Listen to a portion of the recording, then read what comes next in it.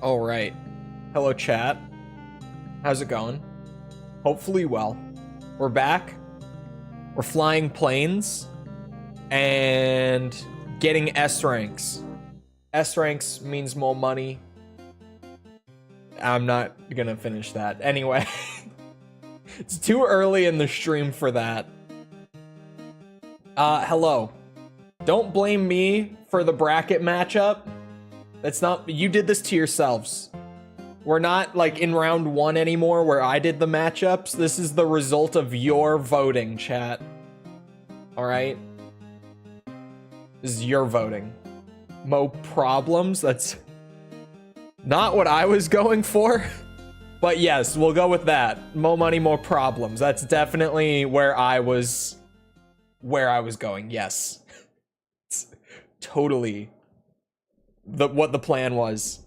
Anyway, plane time. You solely are responsible for this. Nope, not me. It's you, chat. You voted this way. You put Ace Combat 5 against the international version of AC3. This was you, not me. You. Promising start. To be fair, that was me straight up bonking the cable into my desk. How many do I have? How many do I have left, rather? 1, 2, 3, 4, 5, 6, 7, 8, 9, 10, 11, 12, 13, 14, 15, 16, 17, 18.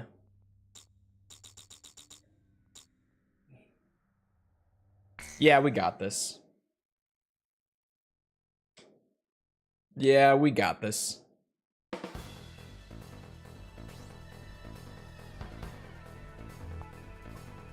So far.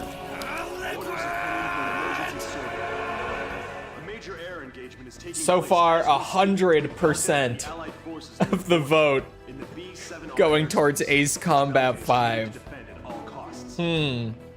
I wonder who will win. Commonly known as the Round Table, has long been a symbol of America's political, military, and industrial might. However, you guys really like these sound redeems, don't you? Maybe too much. You might like them a little too much. Is it just me? And 5 is gonna slaughter? I don't know. I think it's got a real... I think international AC3 rather has a real fighting chance here. I think it really, it could turn this poll around. We need more choices.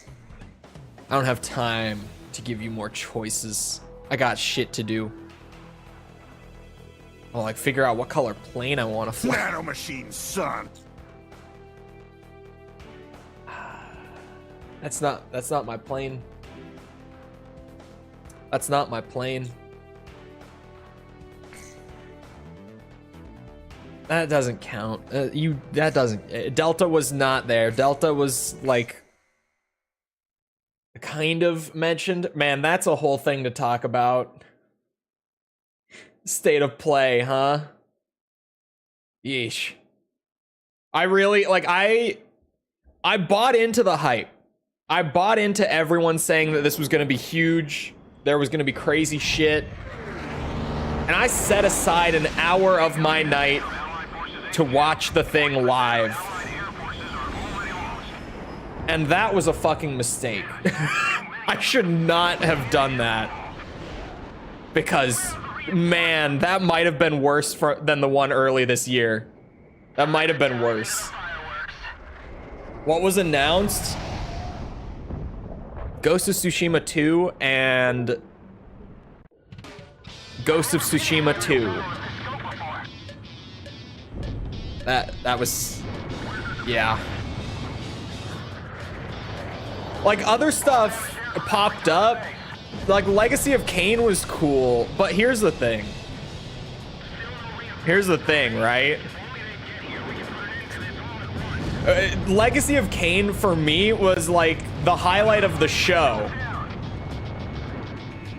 And then Xbox, about 2 hours after the State of Play ended, they put up a real cheeky tweet, but a good one, showcasing every State of Play game that was also going to be releasing on Xbox day one.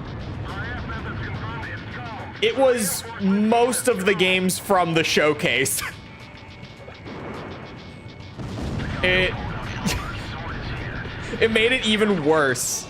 Because even, like, I didn't care for most of what they showed, but at least they showed, like, 40 minutes of games. But then Xbox was like, yeah, these aren't even, like, PlayStation games. These are just games that they got, like, a deal to show off at the showcase. And we're gonna have these too. Ugh. Yeah.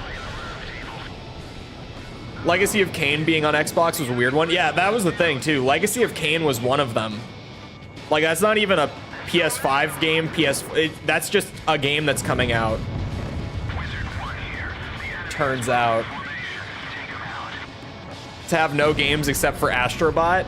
I should have known right at the start of the showcase that that's how the show was going to be. Because they started with showing that they were just adding some more levels to Astrobot as like an update. And,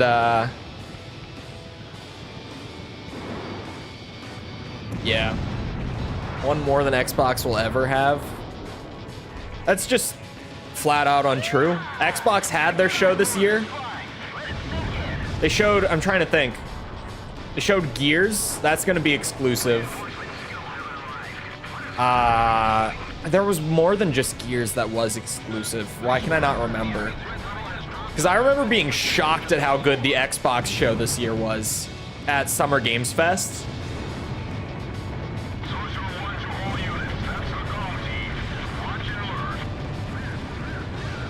What am I forgetting, chat?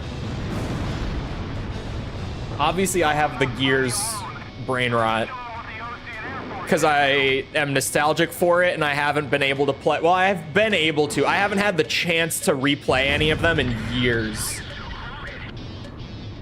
But I guess I do still have, like, my Xbox is literally sitting plugged in right here.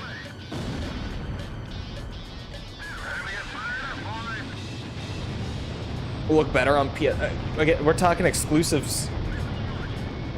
Doom is probably going to be on PlayStation. They didn't say one way or the other, did they?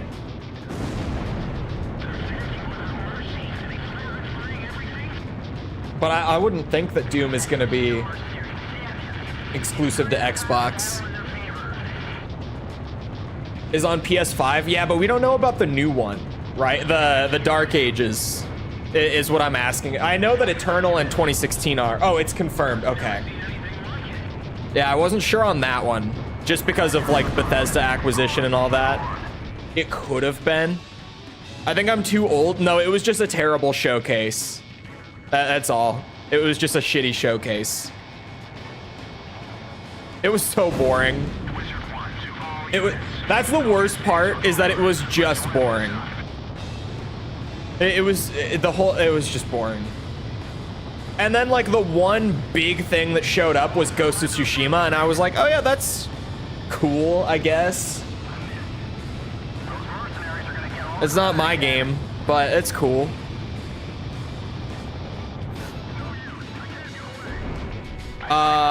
There were, what, a total of 4 new controller skins shown during the State of Play.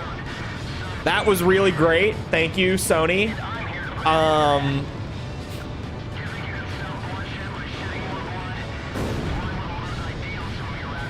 I'm still not over that, by the way. Like, just the sheer amount of filler during the show. It felt like they were just trying to make it go on as long as they really could. And it was painful. It was painful. Oh yeah, and 3 PS5 shells as well. My bad, I forgot about the PS5 shells too. I did see the Tekken updates. Thank God Tekken's getting online training. I don't know why it took this long. To be honest, Street Fighter 6 has had it. And Tekken 8, like, that's the one big thing that, what's it? I thought was awesome about Tekken 8, just in terms of, like, for general gamers. Oh my God, I forgot we're on Ace. Okay. Was how accessible it was.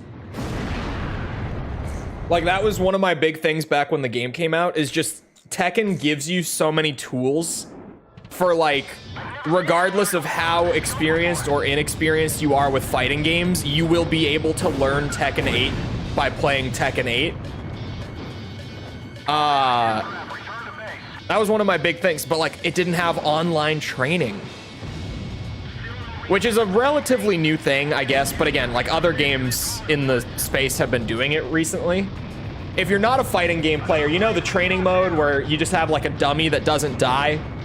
Online training lets you, like, go into training mode with a friend and you both get infinite health to just, like, test things out and stuff together. And it's really cool. It's especially helpful for trying to, like, teach a friend how to play a new game or a character or whatever, because you can actually go into the training with them. It's a great feature.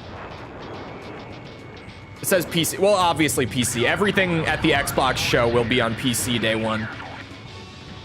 Even their exclusives are day one PC. Cough, cough, Sony. Time to get with the times.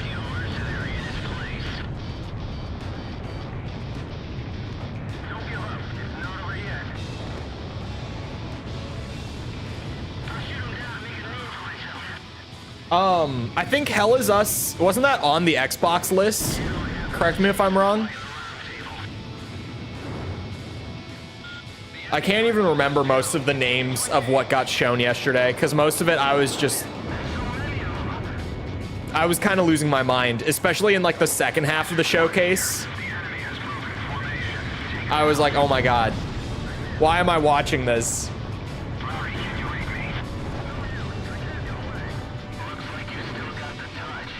That was kind of the thing, man. Like, it wasn't even a PlayStation showcase, so what's the point?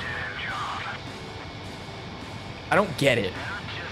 I don't get what they're trying to do with State of Play now.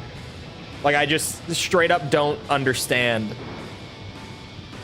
Like, why have your own showcase if, like, 2 of the games in the showcase are actually your games? Why even bother doing the whole show at that point? I don't get it. Because it was what? It was Ghost of Shushishu. Ghost of Tohei. It's not even called Tsushima anymore, but...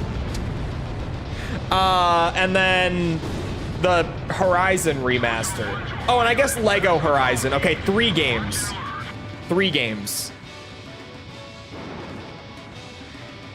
This was an appetizer? Yeah, and it made me sick and I left the restaurant. I'm out. I don't get why. I'm not actually out. I'm just saying, like, I don't see the purpose in doing this show. Because this isn't even like, oh, this show was bad. This is the new direction that they've been moving State of Play in. This is like the 3rd bad State of Play in a row. They've just been shit. I don't know why. Lunar Remaster's also Xbox. Like, I know it's a PS1 game, but it's on Xbox day one.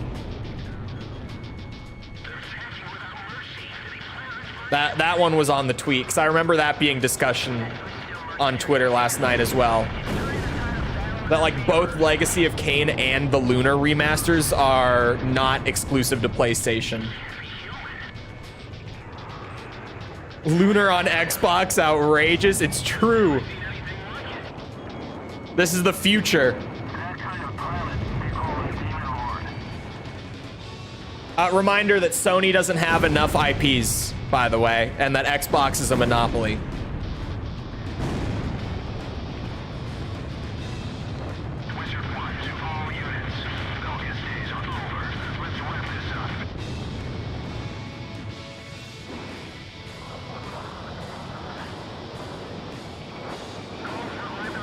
Oh, come on.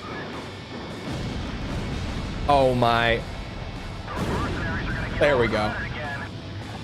Looked bad to me. I don't know. I don't know. Like, I thought it looked fine. I get what they're going for. But I kind of still thought I would rather just get the PS1 version when I saw it. Like, actually watch the full thing at the showcase. Granted, I like PS1, PS2 style graphics more than most people. But I don't know, man. I feel like I just still kind of want to play the original and not the remaster. I felt the same way with Medieval when that got a remaster. I also still just wanted to play the original version of Medieval instead.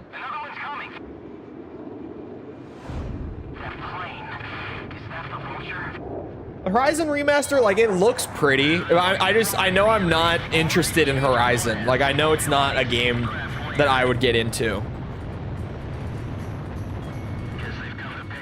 Come on. There they are, the mercenary dream team. And also, the game didn't need a remaster. Like, it looks better, but the old ones still looked good. So I don't get it.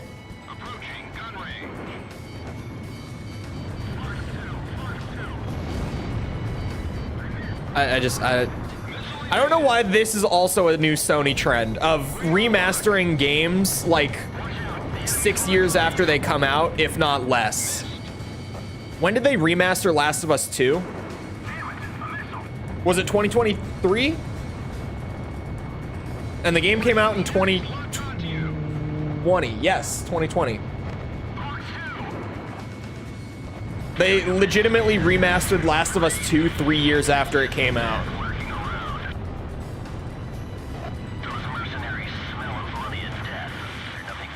One of the better ones, in my humble opinion. No, it's not even like a weird take. I just get the feeling that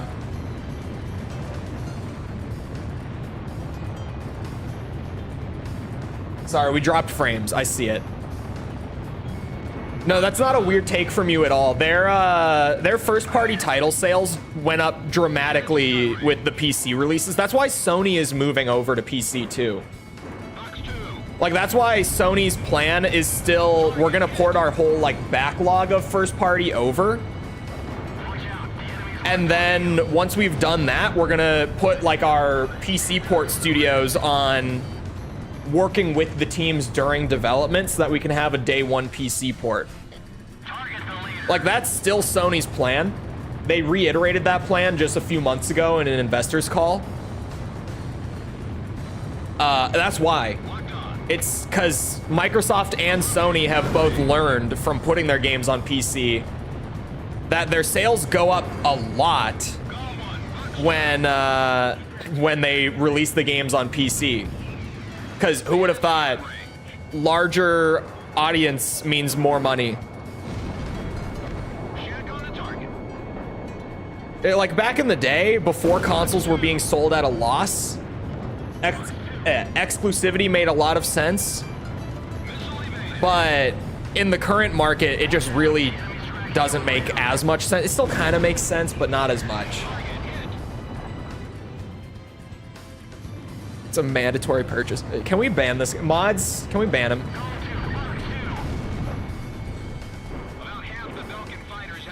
He's overdosing on copium. Can we ban him?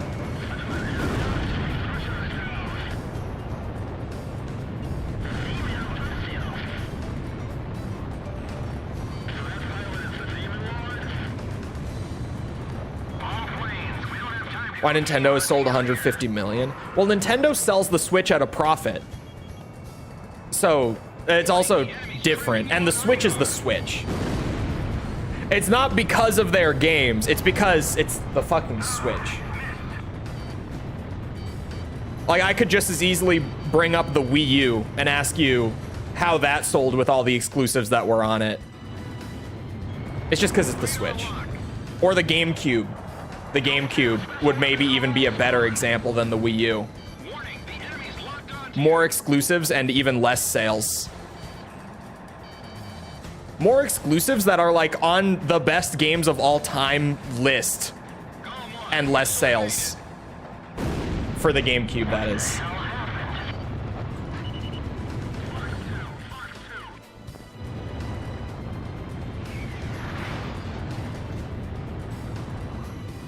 Live in your world, play in ours.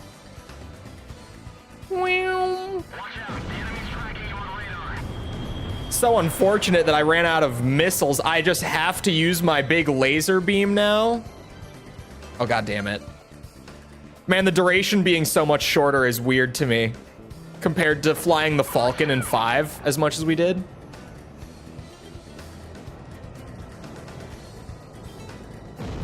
I feel like I actually have to aim this thing now. What's going on?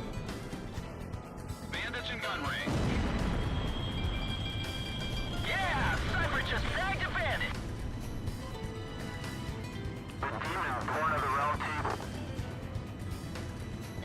All targets within combat airspace are down. This isn't just a Sony problem. What isn't? Yo, buddy, you still alive? If only Nintendo gets the flow, or gets with the flow. I think Nintendo will need a failed console to get with the flow. Nintendo is a very stubborn, unmoving company. Like, here's my thing with Nintendo, and this isn't just hating Nintendo in recent years. This is like historically how Nintendo operates. Oh my god, I got an A rank. Fuck me. Didn't shoot enough planes. Historically, Nintendo will not change the way that they conduct their business until they need to stay alive. Like, that's just how the company has operated for decades. Orders have come in for an emergency. Like, they legitimately, until a system fails, they're not going to change their current business model. Which kind of sucks to say, because I don't really know anyone who likes Nintendo's current business model. Like, as a consumer, I don't know anyone who actually legitimately is like, yeah, I love the way that Nintendo conducts their business as compared to other large publishers. No one. No one. Personally, at least. I've seen them on the internet. I don't know a single person who says that, though.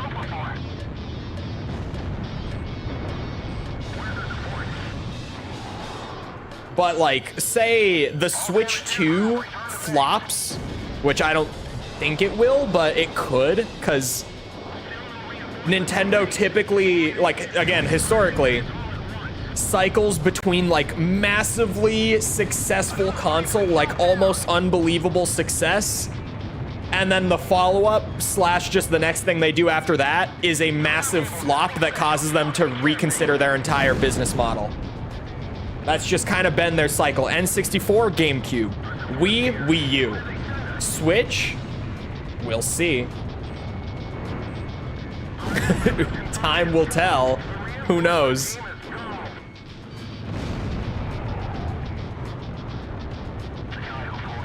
The GameCube got dealt such a raw deal by just like the general gaming public, because like it was a good system, had so many amazing games, like what a library, and no one fucking bought it. That console died in like 3 years. Which is crazy looking back on it, right? I pay for the damn Pokemon bank? No. No, he can't. Not the Pokemon bank. Oh god. There we go.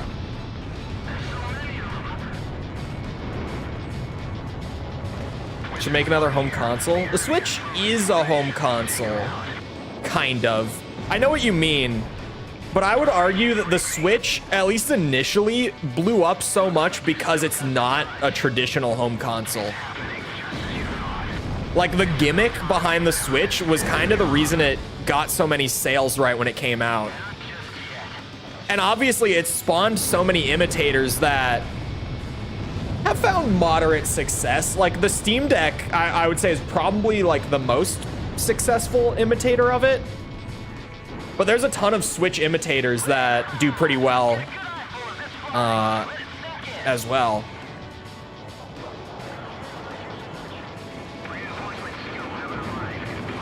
Oh no, he's gonna swerve. Fuck. I was like, he's flying straight. This could be a really cool shot. Of course not.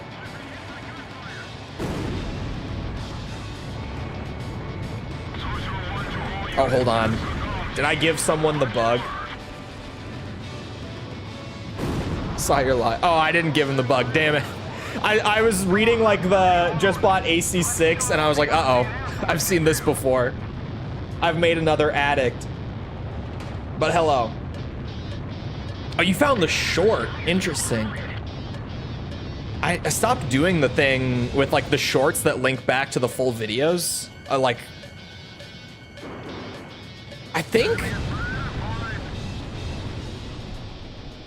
Armored Core 3 or Silent Line, I think, would have been like the last one I did. But hello, welcome. Now I want to go look. Right around that. It's either like the last time I did that or one of the last times.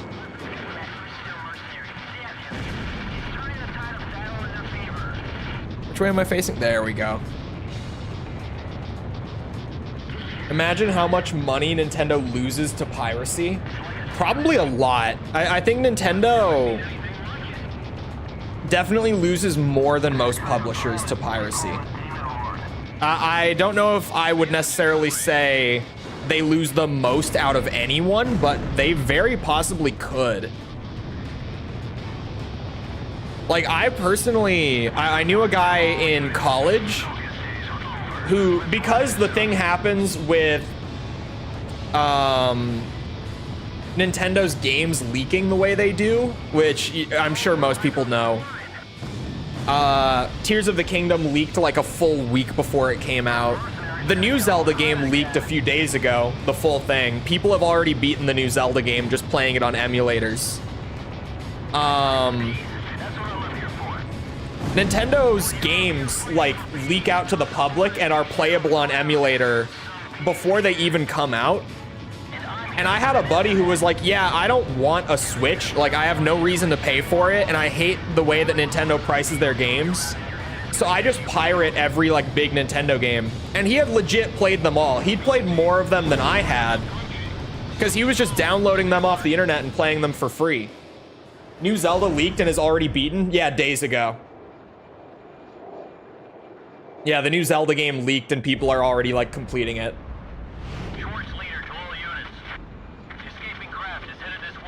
Second time in a row for Zelda, right? I would think Nintendo is probably at least a top 3 for like which publisher in the industry would lose the most money to piracy. Nintendo's probably very high on the list, if not like at the top. I think Metroid Prime Remastered was the same thing too, wasn't it? I think Prime Remastered, or no, Prime Remastered didn't leak because it was a shadow drop. Never mind. I think it was like playable on emulator literally day one of the shadow drop.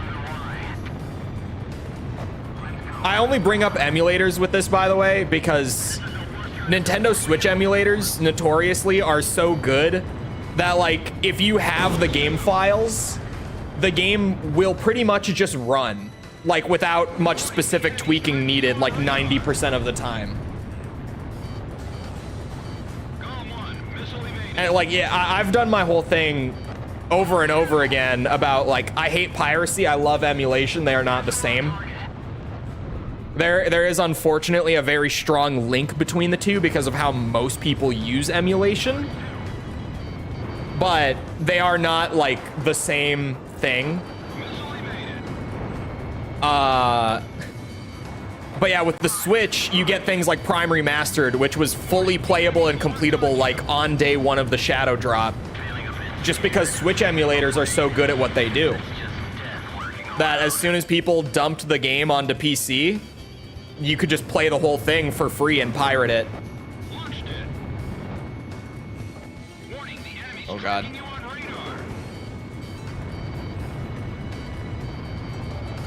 To be as fair to Nintendo as I really can be, it's probably why they go after piracy so hard. Whereas most publishers really don't put much effort into it. It's probably because of how much they lose to it.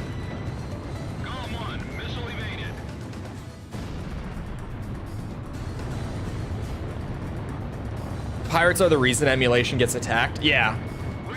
It really, like, that is why, is because so many, I would say it's probably, like, minimum, I would say 80% of people playing on emulator are using pirated copies, but it's probably more than that if we're being honest. Like, me sourcing local copies for everything I play on the channel and dumping them myself to my system is a very rare thing. Like, very, very few people do that.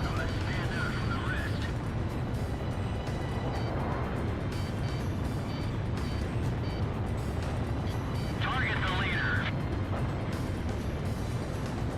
Missile evaded. What games look like they're 2 gens ahead?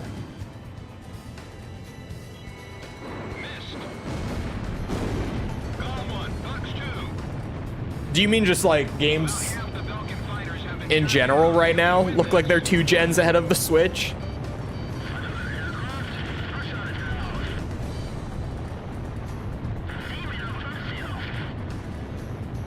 Nintendo would even try to go after you for doing that. I bet they would, to be honest.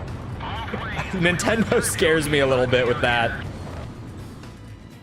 But then, like, I know that I would do it anyway, because you know what I don't want is to use, like, let's say I do Zelda, right? Because it so consistently gets a ton of votes on review series stuff. It's always close to the top, but not quite at the top. Eventually, I'm going to end up doing Zelda. You know what I really don't want to do is, like, use actual Switch footage of Breath of the Wild and Tears of the Kingdom. You know why? Because it's low res and it drops frames constantly, like stutters below 30 constantly. Like, I don't want to use that footage. Especially knowing that I could take my Switch that the games are installed on, plug them into my PC, dump it over, because I have like the thing where you can connect the Switch to your PC. I bought it for Breath of the Wild modding. And then found out that all of the Breath of the Wild modding is done on the Wii U version and wasn't able to do it with my Switch version. This was a long time ago. I bitched about that a lot on the channel back when I did that, because I bought the little adapter thing so that I could actually get into my Switch's files on my computer. And then I couldn't even mod the Switch version of Breath of the Wild much, because everyone uses the Wii U version for modding. Because it's more stable and like higher performance and stuff on emulator. And I was fucking pissed. I was so pissed when that happened. Because I waited, right, for the adapter to come in. Got so excited when it did. And then found out I needed to go and find a Wii U version of the game instead. I had to buy Breath of the Wild again if I wanted to mod it. Which I didn't end up doing because my buddy actually sold me his Wii U with Breath of the Wild for like $100. So I guess I did technically buy it, but he was like, yeah, I'm not using this shit. Here, take it. I gave him 100. We called it a day. So it worked out, but I was pissed. Piracy killed the PSP? Did it? What happened with that?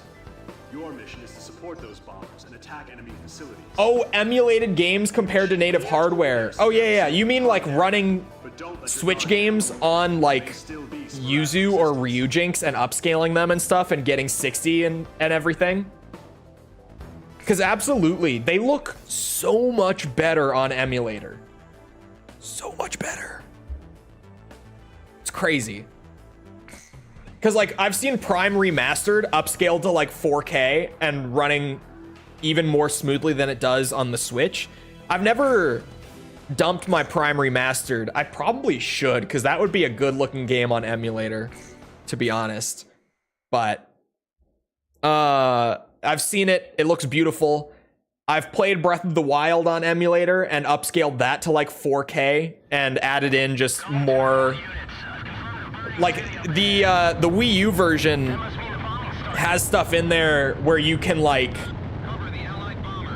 increase the draw distance, or it's not the draw distance, sorry, the load distance, the LOD distance, so that like you actually get full detail models further out, so there's less pop-in and stuff. And dude, that game looks so good like that. So much better in 4K with like higher load distance and everything. It looks so much better than it does on the Switch. I actually remember I did stream some Breath of the Wild mods once, and we probably spent like 10 minutes just talking about like, isn't it crazy how much better this looks? Like, this is what we could have if we lived in a world where Nintendo did like native PC ports, which I don't think that will ever be a thing for Nintendo. At least not for like another 20, 30 years, if anything. I don't think Nintendo will ever do PC releases, or at least not for a very long time. But if they did, man, because you put their games on PC and you see what they can look like when they're not actually on the Switch, and it's like, oh my god, these games are beautiful. Like, they always look good on the Switch, but they never look amazing like they do once you start upscaling them. Ah, I can't believe that missed. I mean, I kind of can, actually. Oh, PSP modding, you're right. I've heard about this before.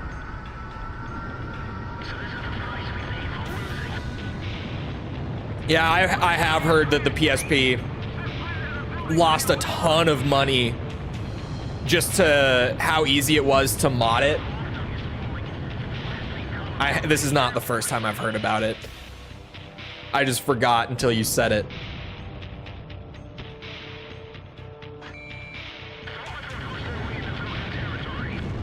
Boosh boosh. The Switch 2 is gonna get with the upscaling stuff if leaked specs are true.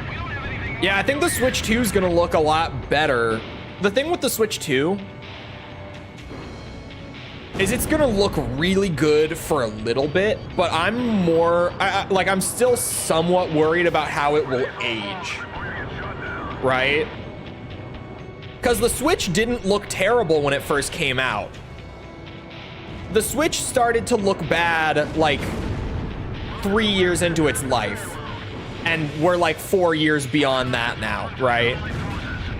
The Switch didn't really look noticeably bad until we got into like the 2020s. And then especially like once PS5 and Series X and stuff started coming around, just comparatively, it was like, oh my god, how is this their current gen system? Final Fantasy 16 on Switch 2? No way in hell, no.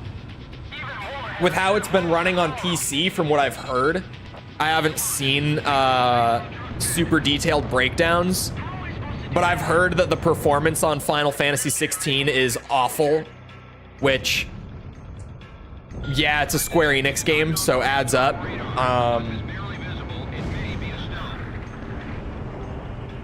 Switch 2 will age better? I hope so.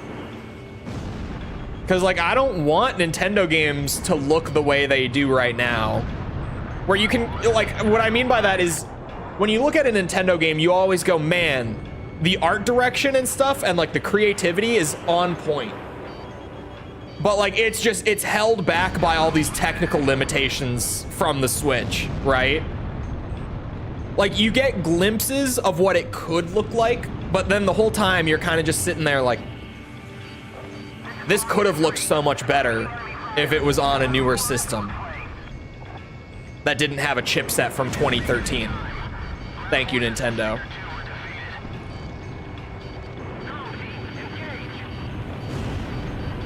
Was it 2013, 2014? I don't remember. It might have been 2014. It's not a whole lot better, but it's a little better.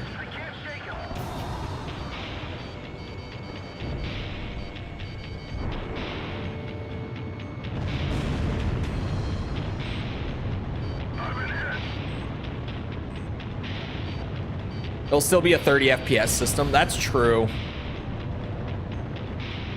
And I've talked a lot about 30.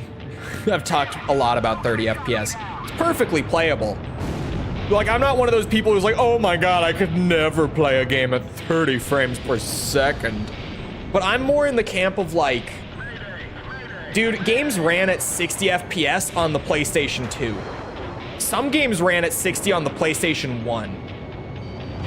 Like, the fact that 60 frames per second hasn't just become the industry standard is insane to me.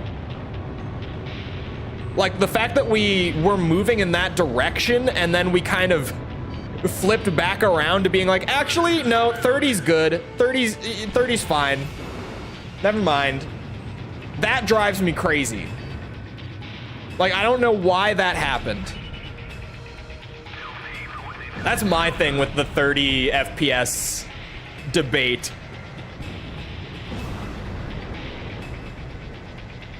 It's like, it's fine. 30 is good.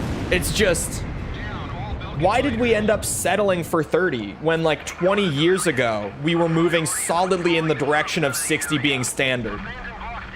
Why did we move away from that?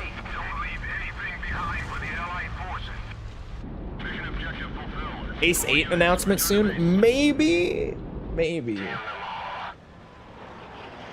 Nobody knew why they were fighting anymore. I've been saying for months, like, I think if we see Ace Combat 8 this year, it will be at Tokyo Game Show. If we don't see it at Tokyo Game Show, I'm not expecting a reveal this year. That's pretty much where I'm at with Ace Combat 8. I think it's going to be this week. And if it's not this weekend, and if it's not this weekend, we shouldn't expect to see it for the next few months at least. Weapons from the abandoned war factories before Belka had time to use them. Yeah, that's the thing too, is even with like fidelity mode versus performance mode, a lot of the time on the PS5, the performance mode will get you 60 FPS, but the dynamic resolution scaling is so harsh that the game ends up just looking bad. Red Crown, thank you for the sub. But then what was the number? Didn't they say it was like, what, 70% of PS5 users opt for performance over fidelity mode? They just recently dropped their like metrics on that during the PS5 Pro announcement. Although fleeing, the Belkan army continues to fight back. Which is crazy, because like I think most people who have seen, especially like Rebirth on performance mode, you know what I'm talking about, where like some PS5 games on performance mode just don't look good. Like flat out, they just don't look good. Factory is located in Sudentor, which means the remaining troops, although few in number, are well outfitted. Head to the designated operations rendezvous location, point 203.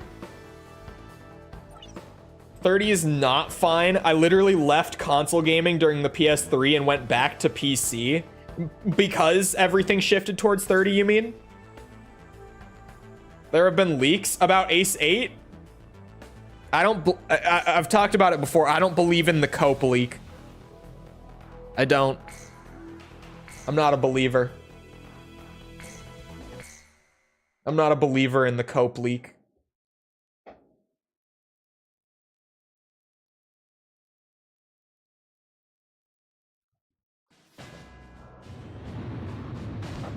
Yeah, I heard that UB withdrew. I don't know. A lot of people are saying it's because of all the backlash from AC Shadows, but we're talking about Ubisoft. I don't think that Ubisoft backed out because people don't like them. I think Ubisoft just kind of came to the conclusion that it wasn't worth spending so much money to show whatever they have right now. Like, they can just do their own showcase. That's what most people nowadays do anyway, instead of going to these big shows.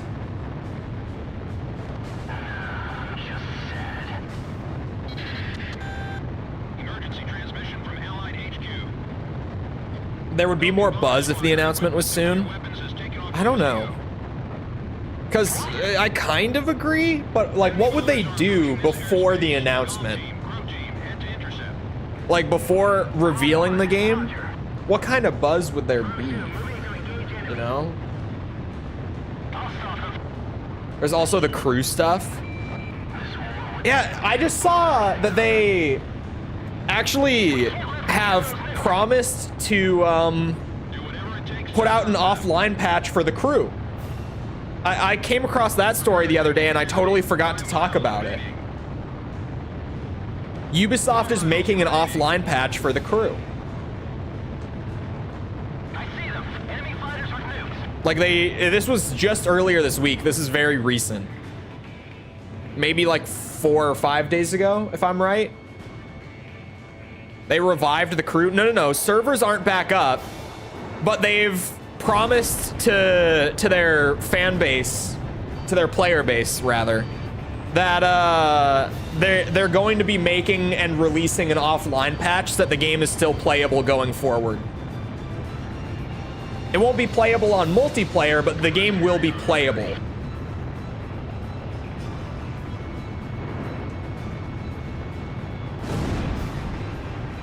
For the crew 2, and the headline I saw was the crew 1 and 2. Rumors, leaks, hints. I don't know.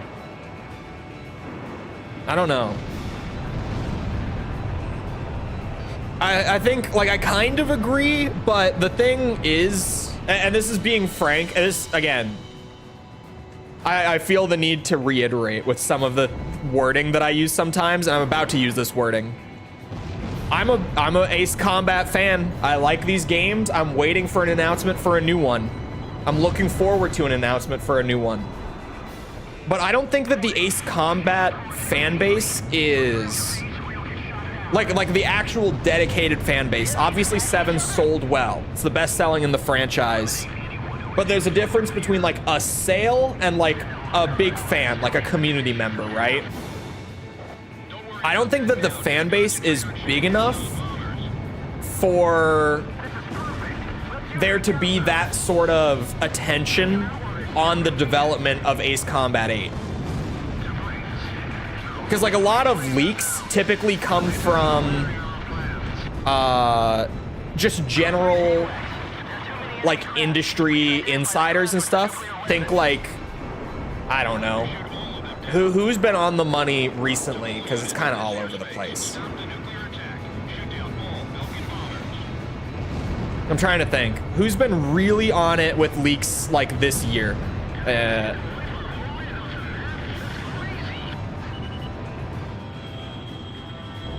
Why can I not think of a single person?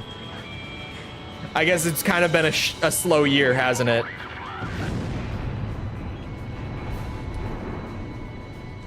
Point being, aside from that, typically these things come from people who are just generally in the industry and not like people who are specifically hyper focused on one game or even genre, right? And Namco rather, has been particularly amazing recently, to add to that, about keeping their development stuff secret. Like, the thing that's still insane to me is they announced the return of Heihachi Mishima in Tekken 8, which is now one of the best-selling fighting games of all time. And it's only been out for 7 months. A total secret. Like, one of the most iconic characters in the franchise since the original game. So, like, for 25 years of Tekken, or sorry, almost 30 years of Tekken, one of the most iconic characters that the franchise has, literally returning from the dead in this game as DLC, they kept it totally secret. The first 2 DLC characters leaked. We knew about them pretty much the instant the game came out. Heihachi, we had no clue. That trailer dropped and everyone shit bricks. Because somehow it was legitimately the first time that info hit the public. returning from the dead again. Third time, by the way, for Heihachi. Third time he's returning from the dead. Yes. So it is for 2 and Motorfest. Interesting. Maybe I saw a bad one.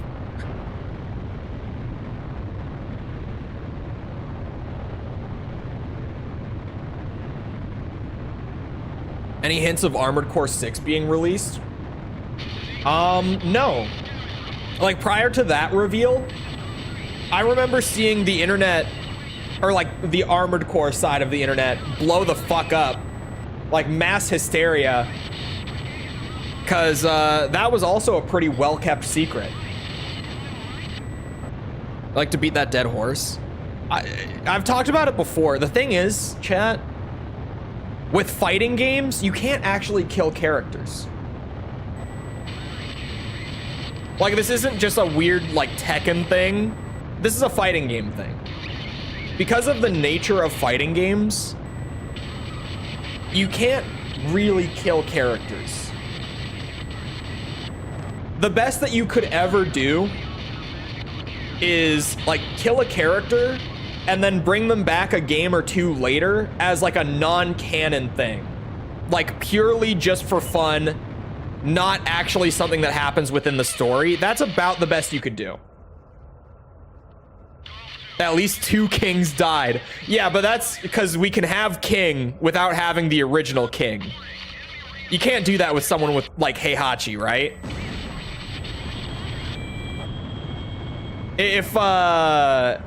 If King wasn't like a masked wrestler, he would have been revived from the dead too.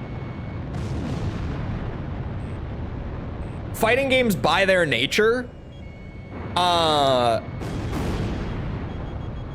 do I even describe this? I'm trying to word it. The characters are the game in the fighting game space. That's kind of the best way I can put it.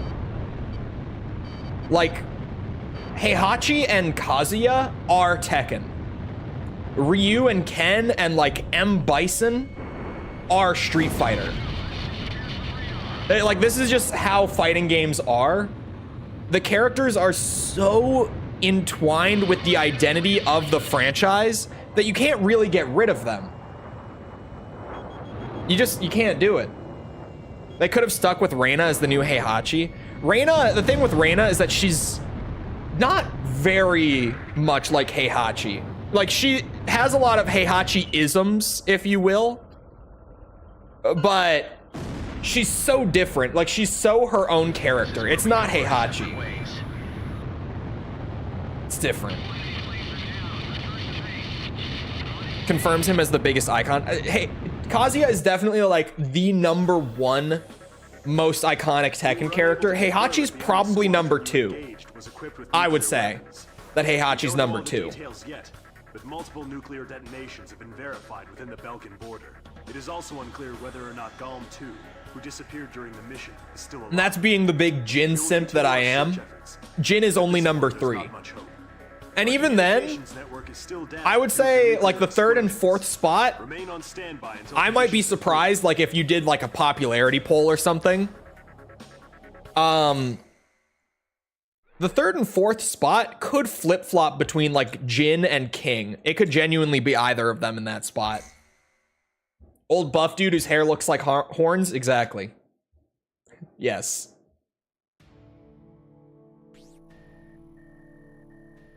How popular the character is? Yeah. Like how important to the game's identity is that character? In the case of like Heihachi or Kazuya, who's also been revived from the dead once, or sorry, once for Kazuya, or Jin, who has also died in Tekken and come back. It depends how important the character is. I mean, how many times has M. Bison come back now? I don't know my Street Fighter lore super well, but I know at least twice. I know he's died and come back at least twice.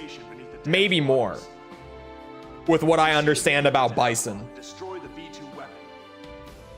note that B7R blocks your route from Valais Air Base to Mud. You will most likely encounter fierce resistance from the coup forces of both B7R and... Yeah, that's what I'm saying. King is definitely up there. I think most people see the funny Jaguar wrestler from Tekken, and that just is like burned in your brain. False played Tekken 3 when she was like a really little kid on PS1. And when I started playing Tekken, her immediate question, like on stream, I mean, her immediate question was, is the Lion Man here? I don't remember what she called it. It was something like that. Like, is the Cat Man, the Lion Man, whatever she called him. She was like, is King here? Was just her immediate thought when Tekken popped up on my channel. She was like, do they have the Jaguar Man?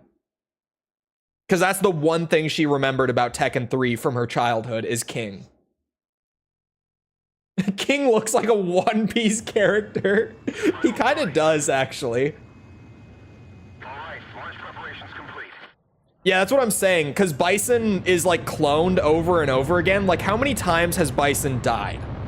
I know he's died at least twice, but I don't know my Street Fighter lore that well, so probably more. Mortal Kombat characters die and come back all the time. Obviously, MK1, they just went full extreme and they rebooted the entire universe so that everyone could come back. And now they've even done like the multiverse thing with MK1. So legitimately, like, talk about a gaming franchise where death will never mean anything again. It's Mortal Kombat. Because they've opened up the multiverse in Mortal Kombat now. Eddie is also pretty up there. Which is funny, because, like, man, no one likes Eddie in Tekken 8. I do. I think Eddie is a really cool character in 8. But it's wild how excited we all were for Eddie to hit Tekken 8. And then, like, within a week, we all just kind of forgot that he's even in the game. No one plays him. He's not a good character, to be fair. He's a very weak character in the game. He's like a B tier.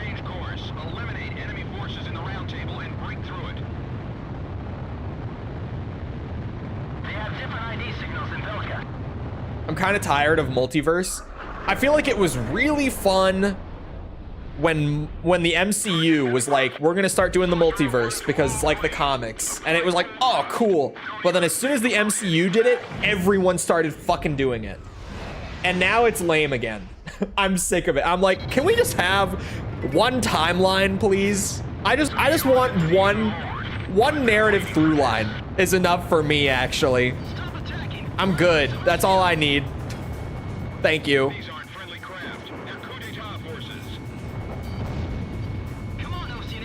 He's not broken anymore. No, he's really weak in Tekken 8 for whatever reason. Not like he has some good stuff, but Eddie was definitely a character. Like when he hit Tekken 8, we all thought he was going to be broken because he had a couple of really strong tools that, like, you know, when you first hit the game and no one knows the character matchup yet, we all thought Eddie was going to be broken for like the first few days he was out. But then everyone learned like how to deal with his strongest moves and stuff. And everyone realized that he's not very good in Tekken 8. And now no one plays him. Until Deadpool and Wolverine made it cool again. I haven't even seen Deadpool and Wolverine.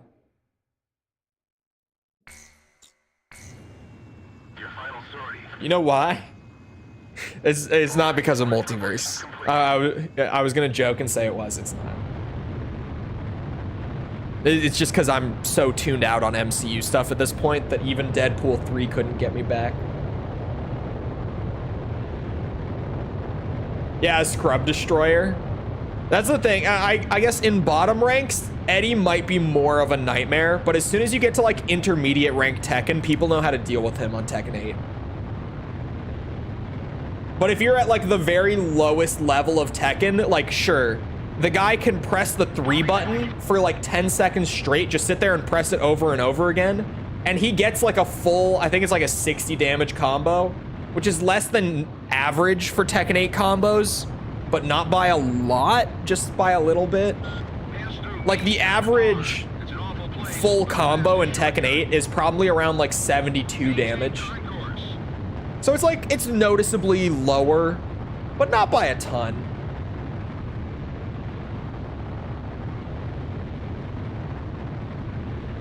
%90 of the audience who bought the game.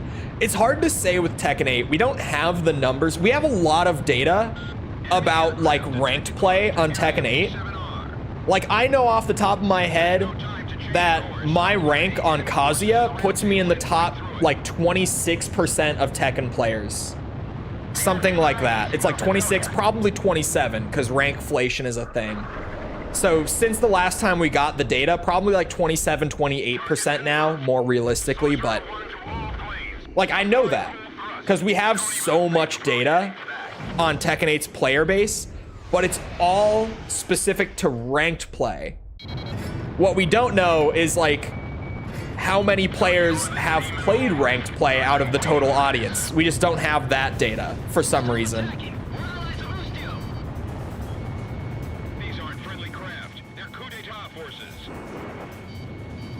Come on, Ocean aircraft. Can't you read your IFM? We're allies, not enemies. Oh God.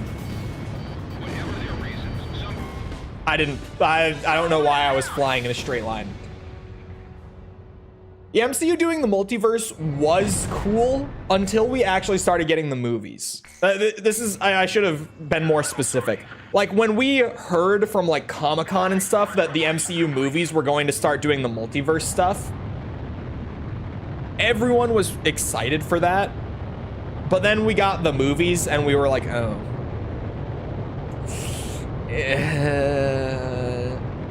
I didn't even see Guardians of the Galaxy 3. That was another one where like I was so tuned out at that point, I still haven't seen it. I still haven't watched Guardians 3.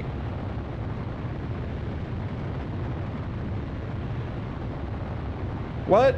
Hold on. MCU movies.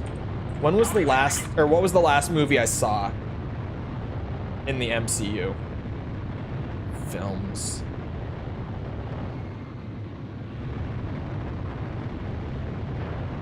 The last one I saw was Quantumania. That was the last one I saw. the fastest shortcut. Maintain current course. And even then, like, I was already sitting there, like, with my buddies, too, because we all kind of tuned out collectively, which is part of why we haven't seen them. We all used to go to see them together, like, the day they come out, but we were all kind of getting to the point where we were like, is this worth it? Like, do we... And then we saw Quantumania all together, and we all kind of collectively were like, no. No, it's not worth it. This must be a mistake. It sold what? No, it didn't. There's... hold on, Tekken 8 sales. It didn't sell that many. 57 million would put it in like one of the best-selling video games of all time. There's no way. This is a YouTube video, but he has a graph in the thumbnail. So let me open it muted and let me look. We're 7 months on. I know from the last time that we got numbers that it was on track, like, to be one of the largest fighting games of all time sales-wise.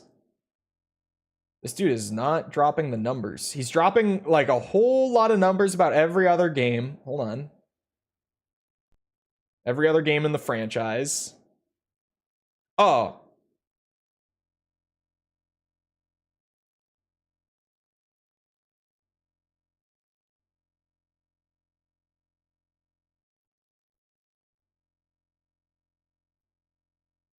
Those numbers are so old. They okay, I guess they haven't published sales numbers since like April. What? Have they not published anything sales-wise since then?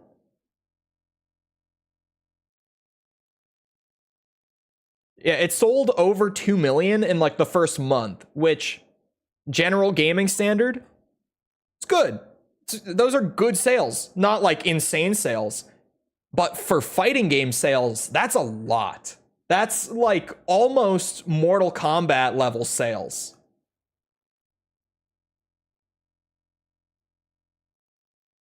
Yeah, okay, 57 million could be the entire Tekken franchise. That would make sense. Because like Tekken 7's lifetime sales are 12 million.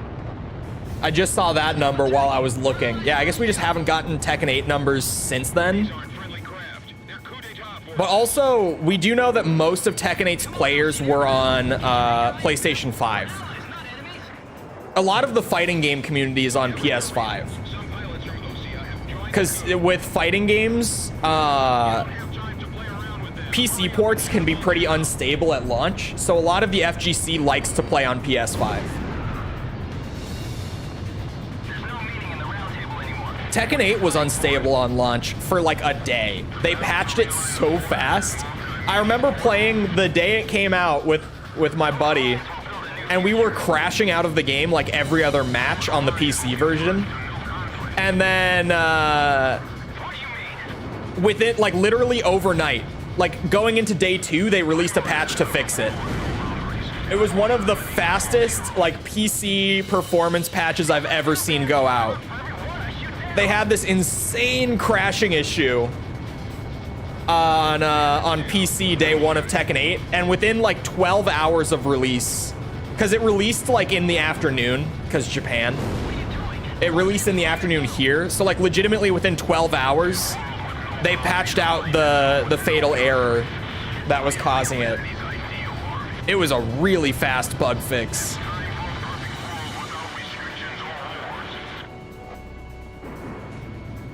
Which, good on them for fixing it that fast, because you can imagine that having the game crash like every other match on launch weekend is not good. That will burn most of your player base right away, and they will not come back. Right?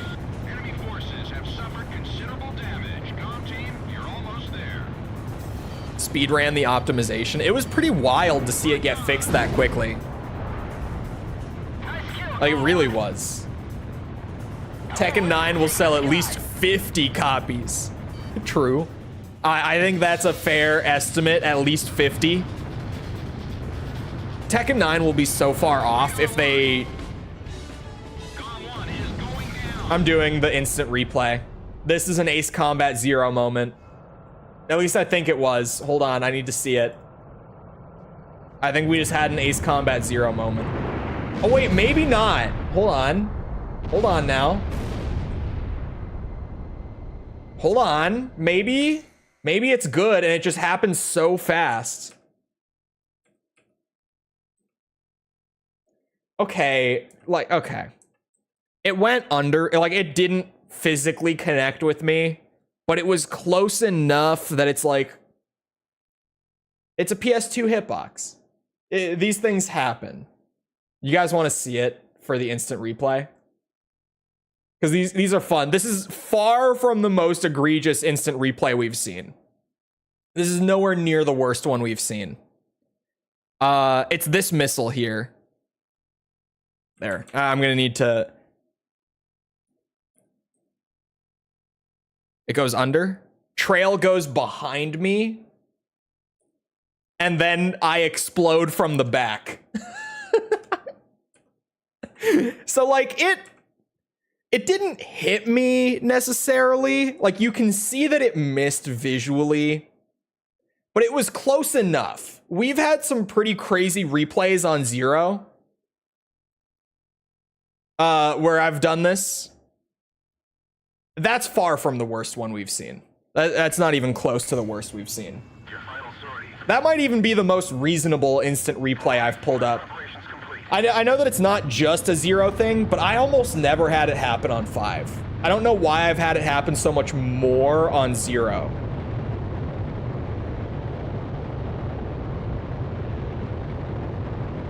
But don't you IRL missiles have proximity fuses thing me? Don't do it. We're Ace Combat, motherfucker. Ace Combat. The skies speak Latin here. I have a giant laser beam attached to the top of my plane right now. You see that giant? You see it? Laser beam. Frickin' laser beam. Dr. Evil style.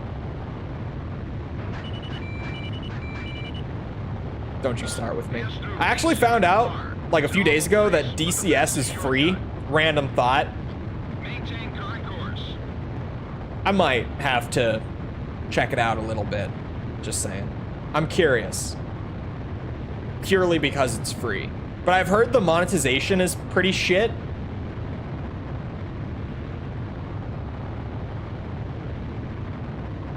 Enemy aircraft detected close to area B7R. There's no time to change course. Eliminate enemy forces in the round table and break through it. Right? Isn't that DCS? I think people said like DCS and War Thunder are the ones with the really bad monetization models. The planes can get really expensive. Yeah. Is DCS like War Thunder where you can theoretically like grind it all in game and not have to pay for it, but you just have to play like a fuck ton of the game to do that? Because I know War Thunder, you can theoretically get everything for free. It takes like thousands of hours to earn all that currency. Nice spiral maneuver, bitch.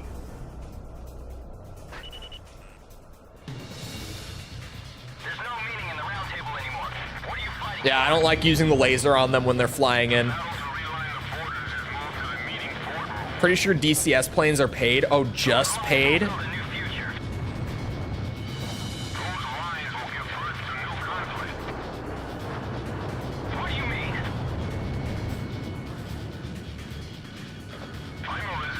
All DCS DLC is 3,000 pounds. Holy fuck. That is horrific. You guys remember when I was sitting here complaining about how all the Ace Combat 7 DLC is like $100? You guys remember that?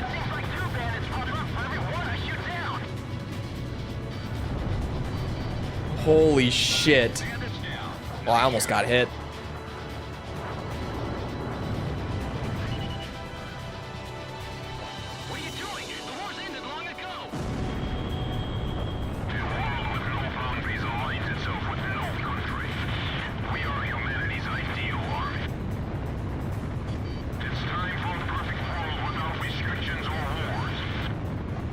It's on sale right now, is the DLC. Captain, we can win this. Dude, I just pre-ordered more shit this week. Why is everything like all going on sale or about to come out and I'm pre-ordering like right this week? What is happening? What's going on, huh? And I'm gonna have to pay $8 for Heihachi Mishima next Thursday. What is going on? Why have I spent like $1,000 on games this month? Someone make it make sense.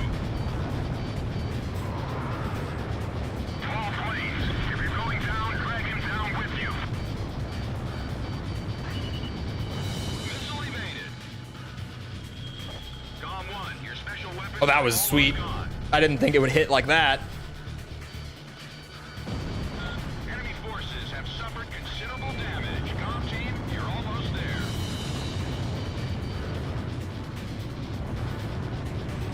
Galm 1, missile evaded. Galm 2, Fox 2. This strange feeling. Is this his doing? Yes. Radar lock. Oh God. Fox 2, Fox 2. I don't really want to death spiral these guys, to be honest. Galm 1 shot down a bandit. Galm 1, no special Oh no. weapons fire remaining. Okay. It's just easy. All the DLC is ridiculously cheap. Ah, yeah. Fine, I'm gonna need it at some point. All enemy planes are down. There has Oh been my no God, my change in back. plans. It's like, Stay on course to target destination. oh fuck, come on. I can feel a huge, like, pop in there somewhere. Or maybe it's just a massive stretch. It feels like it needs to pop. Like right under one of my, that's probably just a stretch actually. Just a big stretch. It's right under like my right shoulder. What's the thing on the back of your shoulder called? The big muscle back there. What's it called? Why can I not think of it? It's right under that.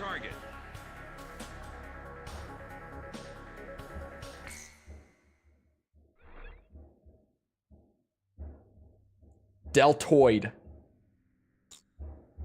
That sounds right.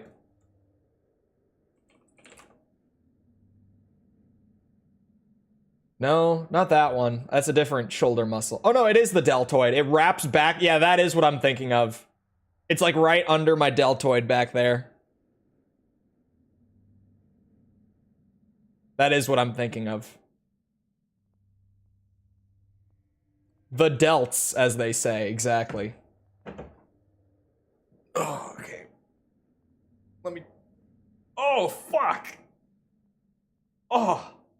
That feels like it's gonna hurt if it does pop or something. Ooh. Holy shit. It's just on that side. My left side is fine. I must have done something weird when I worked out. I did shoulders yesterday, so I must have done something weird.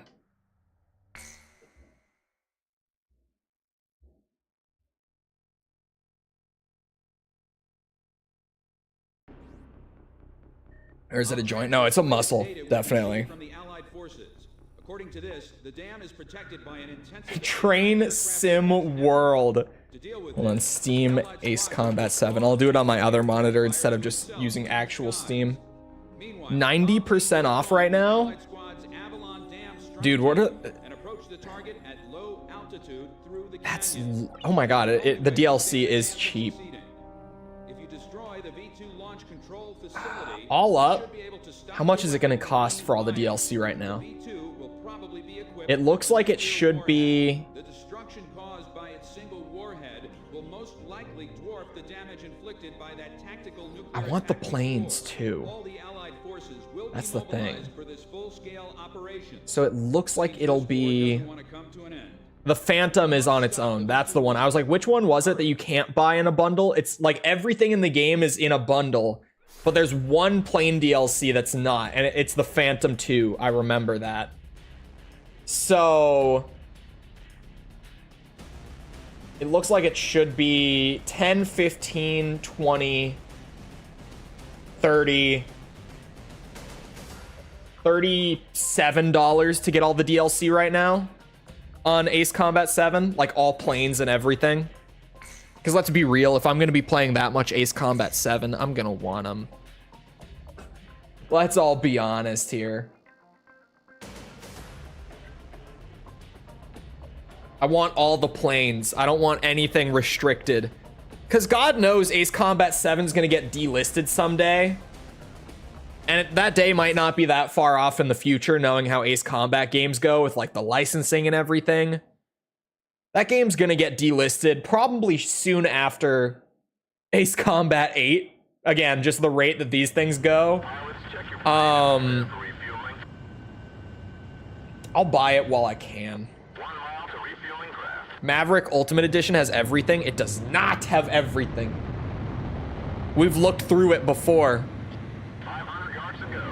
I think the Maverick Edition just has the Season Pass and the Maverick bundle, doesn't it? Hold on, I still have the tab open. Yeah, the Maverick Ultimate Edition, yeah, that only comes with the DLC missions and the Maverick planes, and that's it. You'd be missing a ton of DLC planes still. The Phantom 2 was a pre-order bonus. Oh, that makes sense. Yeah, you'd be missing like 10 planes plus the Phantom 2 if you only got the Maverick Edition.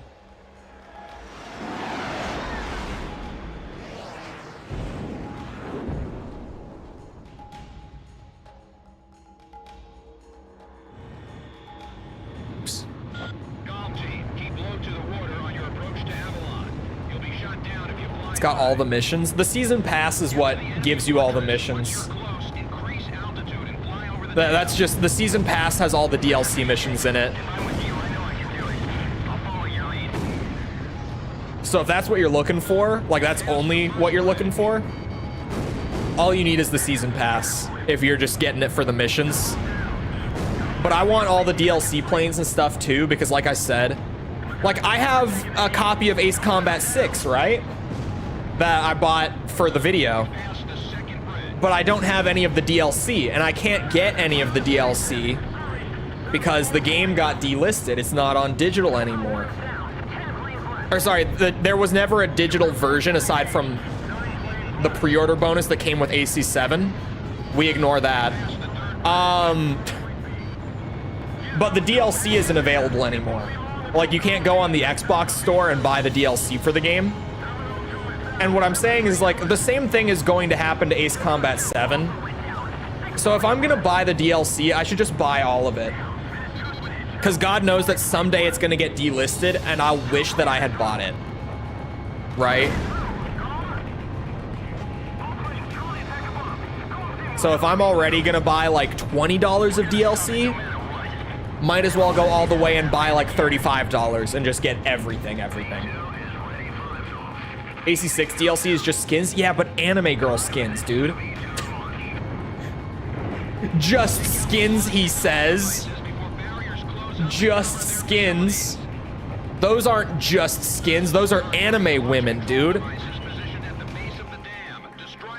Anime women on my planes. Can be modded in if on emulator, but emulator does not work very well, does not cooperate with AC6 well. So if you're actually playing on Xbox, then no. Territories, peoples, authorities, all will be liberated. This is the new state, a world with no boundaries will create. The whole Xbox thing with AC6 is kind of unfortunate. Neither nations nor Mostly just that people didn't buy it. Like, I've talked about it before. Bamco's reasoning for making it just an Xbox game is totally reasonable, despite what a lot of people say about that. In my opinion, it's totally reasonable. the world will change. But, what's it? Yeah, just so many people didn't play Ace Combat 6 because it was only on Xbox. And like, Ace Combat 6 is pretty fucking good. But no one knows that.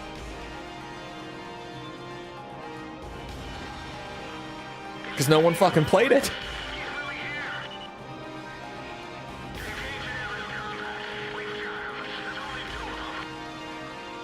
There they are.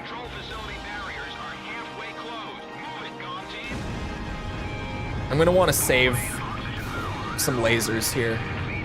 I have an idea.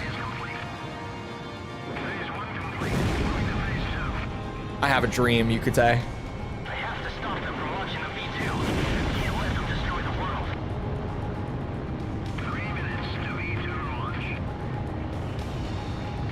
I thought last Ace stream someone said they largely fixed it. Yeah, they supposedly largely fixed it like a year ago. But when I tried to emulate it earlier this year with the copy I bought, on my system, it doesn't work well at all. Even with like the modded branch that's made for AC6, it seems like it's inconsistent. There's some like weird hardware variability with that I am unfortunately on the short end of, it would seem. Maybe it was my game. No, it wasn't my game dump because it was all the normal emulator bugs. It wasn't anything new. It was like the cutscenes were bad, the triangles all over the ground, like the untextured triangles. It was all the generic stuff that you've heard about if you've ever looked into it. So I don't think it was a game dump issue. That just wouldn't make much sense.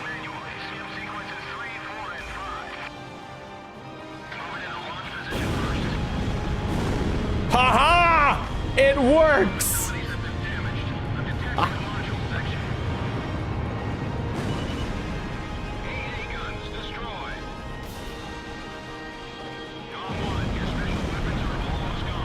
Bro, it's taking out the thing underground too.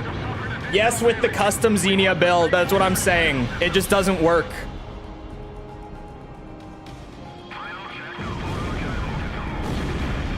Oh, that time it didn't take out the little bottom thing.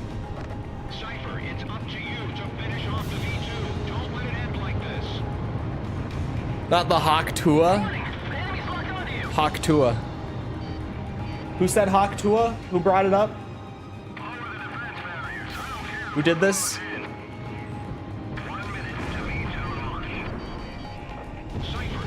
Oh, okay. That's fine. He can live, I suppose. Yeah, I tried to emulate AC6 like with the custom build, and like with all the recommended settings within the build, and even the custom patch that came along with it didn't work.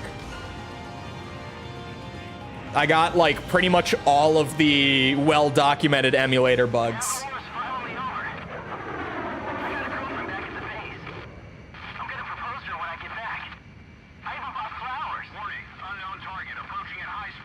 It's suitably weak.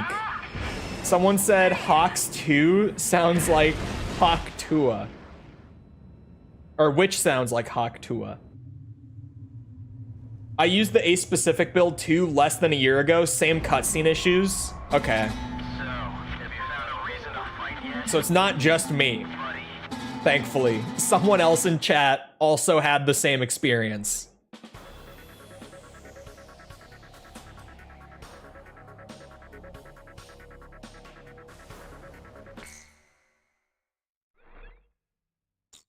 Yeah, for a second I thought it could have been a game dump thing. Because I think the reason my Ace Combat 5 doesn't work on Nightly, like, at all...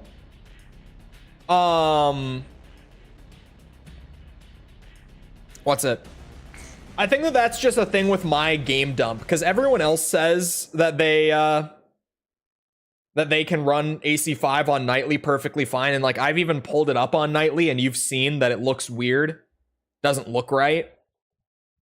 Or at least if you've been here, you've seen it, rather. Confirmed reactivation of nuclear silo. Galm Team, continue your mission. Engage.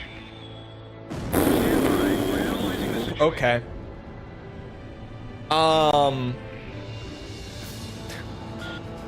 Sorry, what was I saying? Oh yeah, I think that's just because of my game dump. Because I manually dumped the physical copy I bought. It might just be something with my copy. Like, my disc might be weird for some reason. I don't know. Your game dumps are a factor in, like, emulator stuff sometimes. No triangles on the ground. Yeah, apparently the whole purpose of the Ace build is to get rid of those triangles, but I still had the triangles. Why do you only use the default skin? I think that the default skin and the special are the only ones that I like. And that special skin just isn't mine. That's someone else's skin.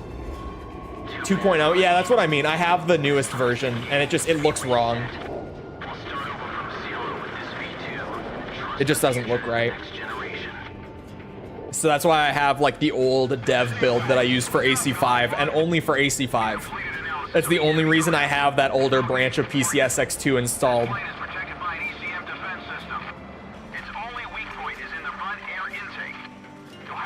You ain't stealing Pixie's skin? Exactly. That's Pixie's. That's not mine. Like, outside of Pixie's skin, the default one is the only one I like on this plane. Isn't even Nightly anymore. That's the crazy thing. I keep calling it the Nightly build, but it's, like, the actual official one now. Is he dead? He's dead? Oh, man, that was... Man, that was the greatest Pixie fight of my life. First, like, I couldn't even believe it for a moment there. He was actually dead. Does, like... Oh, I wonder if maybe the bugs could have at least partially been caused by me trying to use the 60 FPS patch. That's the patch that I was thinking of. I'm like, I can't remember what the patch was that I installed along with it. It was the 60 FPS patch. Because obviously I wanted smoother footage. But yeah, that might have caused some of the problems.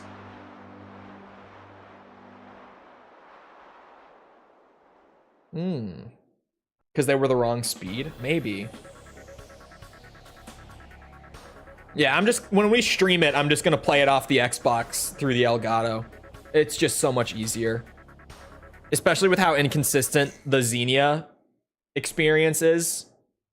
Oh, I played at 30 and they were still broken. Okay, never mind. Shit's just broken. Okay, maybe we're not gonna finish the Ace S ranks today. We had some delays. Although that Pixie fight did make up for some time. We did make up some of the lost time there. The lost time. Lost. Won't hear Chole complaining about Pixie's last phase again. Nope, I'm happy now. I'm suddenly perfectly happy with Pixie's last phase. I think it's great, actually. No problems here.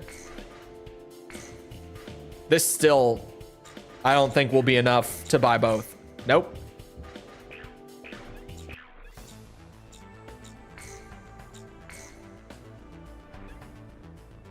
I bought the big boom.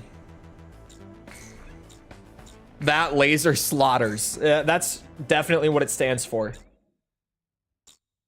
Definitely.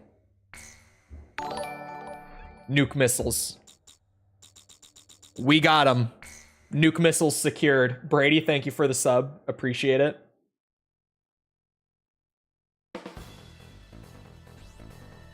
They're air to air, right? Preparations to liberate Directus are now complete. Is it both? Wait, you say it can also lock on to air targets. Is it both? Yeah, here, hold on. See, I don't really like this one very much. I don't like this one very much. I really don't like the piss color. I like that one, but that's not mine. So we rock with this.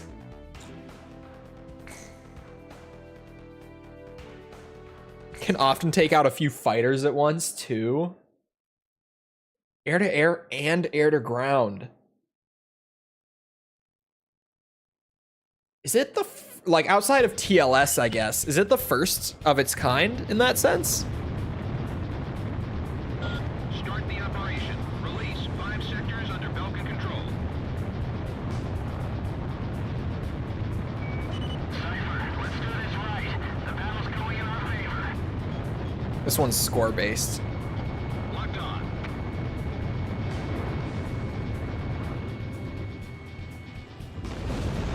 Nice shooting, buddy. Thank you. It was, I know it was a really impressive shot, Pixie. Bandits in gun range. The first and only. Damn. Like TLS technically, but you have to manually aim it, so it's different. It's not like it straight up locks onto both like this does. Missile launched.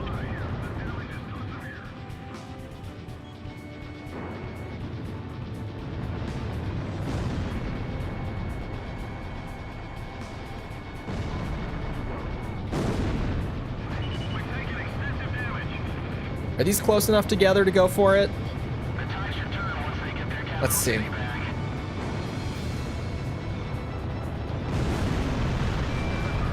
Oh, that's huge. Wait, what the fuck? I didn't think it was that big. Watch out, the enemy's locked onto you. Wait a minute.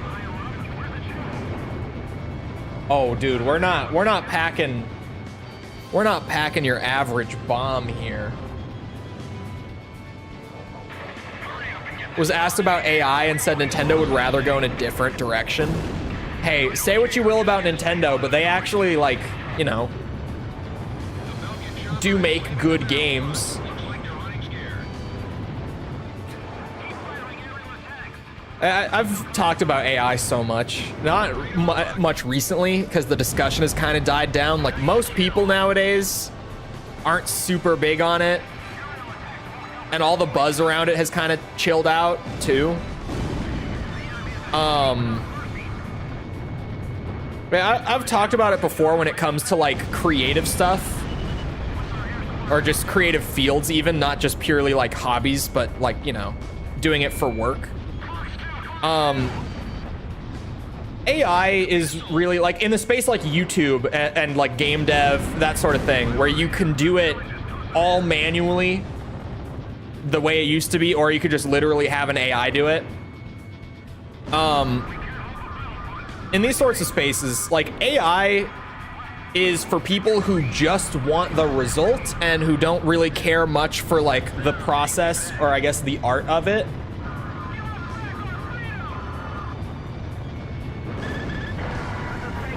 So I'm definitely not a big fan of its use in this sort of space. And it's not entirely, oh my God, that's so much bigger than I think it is.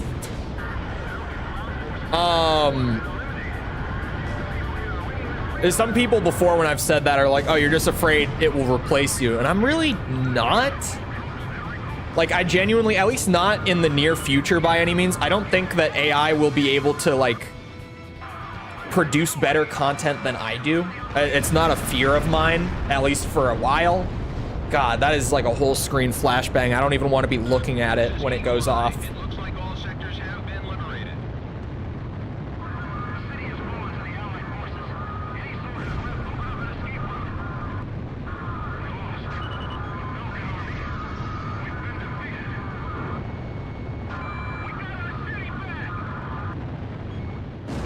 Yeah, that explosion is insane. Sorry, hiccup. More about their employees than Xbox, at least. Enemy reinforcements approaching. That is true. Unfortunately, they care less about their consumers than Xbox. The trade-off is real. Two craft approaching at high speed. Let's take care of them. And they certainly care less about their dedicated community than Xbox.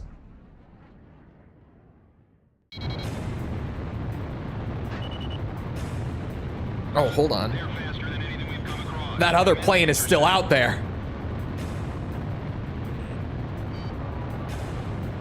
It doesn't look like the last hit. Wasn't released on PS5 in Japan? Why? The city is in chaos. Can't pronounce wrestlers' names correctly. Yeah, I see a lot of shorts, especially shorts that are AI.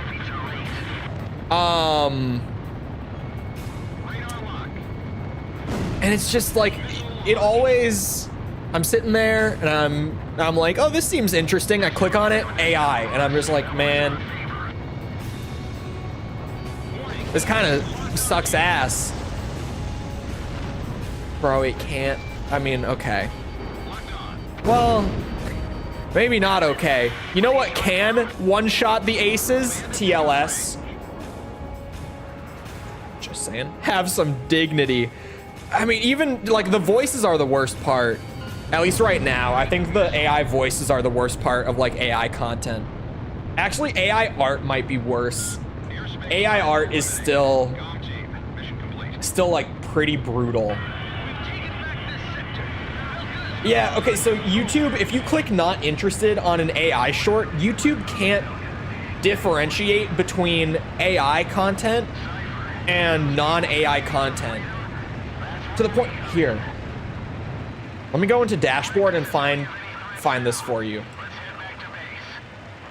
Do you want to know how like much of a problem this is? On May 13th. Sorry, my snipping 1995, tool. Ustio was finally My most recent video. I'm gonna snip this The from tide for of you war guys. Was about to change dramatically. Here's the thing, I scrolled down to it, and I scrolled so that you'd get like the thumbnail and everything right there. This is out of my dashboard right now. There's a thing in YouTube Studio where they ask you if your content is AI. Because they don't know. There's no way for YouTube to automatically detect whether or not you used AI to produce your video. So they just straight up have to ask creators right now if their content is or is not AI.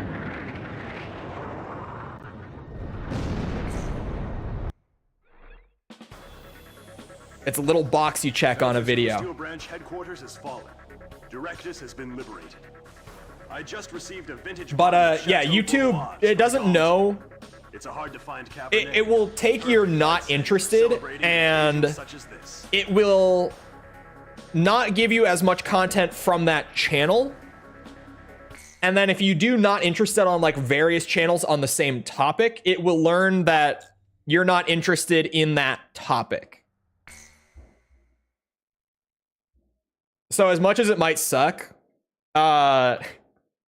it might actually not be the best idea to click not interested. Like if it's a topic that you are interested in, but it's an AI video, we discovered that the unidentified laser weapon, just leave it. offensive weapon, codenamed Excalibur. I've said this a lot before. Because I think this surprises a lot of people. But if you algorithmically want to hurt a video, actually, I'll turn this into a question, chat. And if you've heard me say it, do not answer it. Because at least one person in chat is going to have heard me talk about this before. What do you think if you see a video and you're like, this is so bad that like this shouldn't be rewarded by the algorithm? I want to do whatever I can to prevent it. What is the best way to do that? Like, what is the thing that you can do to do that? There is something. There is something you can do.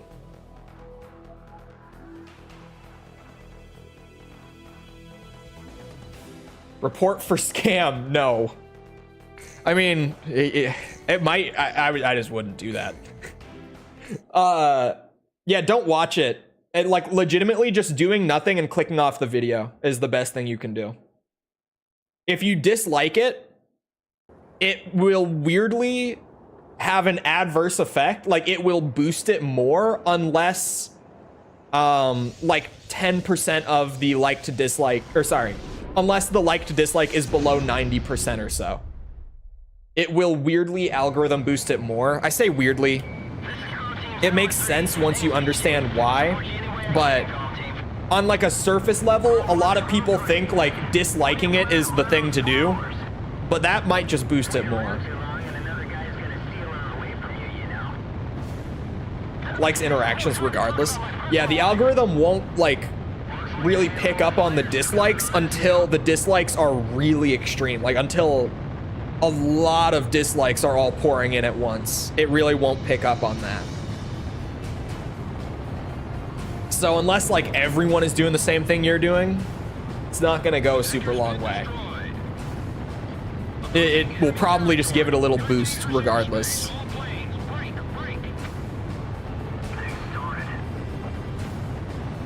Or bought it. They might. I don't know. I think a lot of people, as unfortunate as this is, a lot of people aren't very good at differentiating between what is and isn't AI content. Like if you're online a lot, you probably are. I would be willing to bet that most people who like consistently show up to live streams and watch live streams on Twitch and YouTube probably can differentiate pretty well. But people who aren't like on the internet all the time haven't really gotten great at it yet.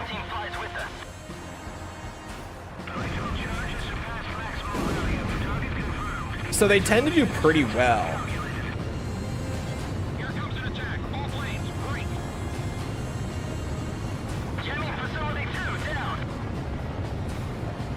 As we what? What, Ryden?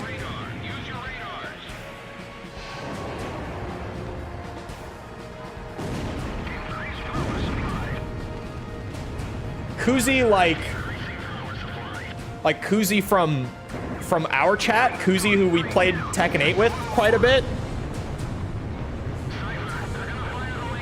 Was it spelled with a Y or with an I, his name?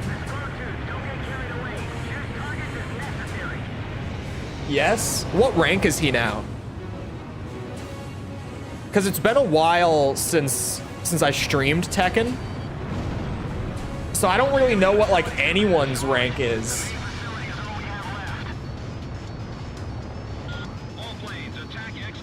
I know my rank has gone up a lot, but I don't know how like everyone else's rank who like communally would hop in and play Tekken in the lobbies. I don't know how everyone else has progressed.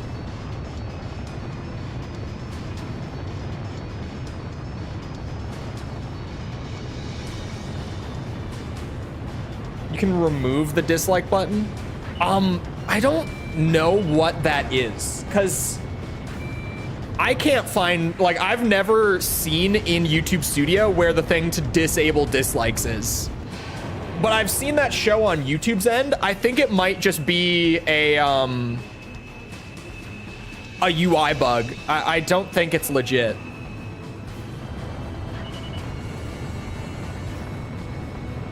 I don't think you can actually disable dislikes. I think it's just a YouTube bug. Hit? Oh my god. Okay. It's Tekken Emperor? Okay, so he's climbed about as much as I have. Yeah, I know what you mean. I've seen the dislikes disabled thing before. But I think it's just a UI bug. Because as far as I know, there's no way in YouTube Studio to actually disable dislikes.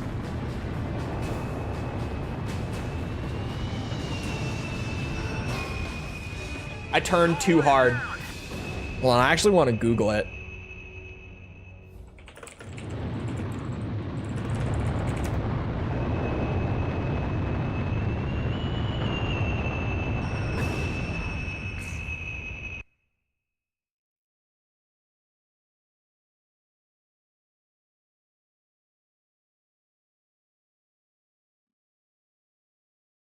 What?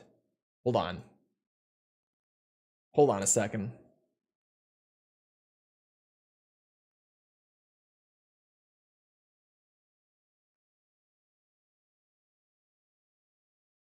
Wait.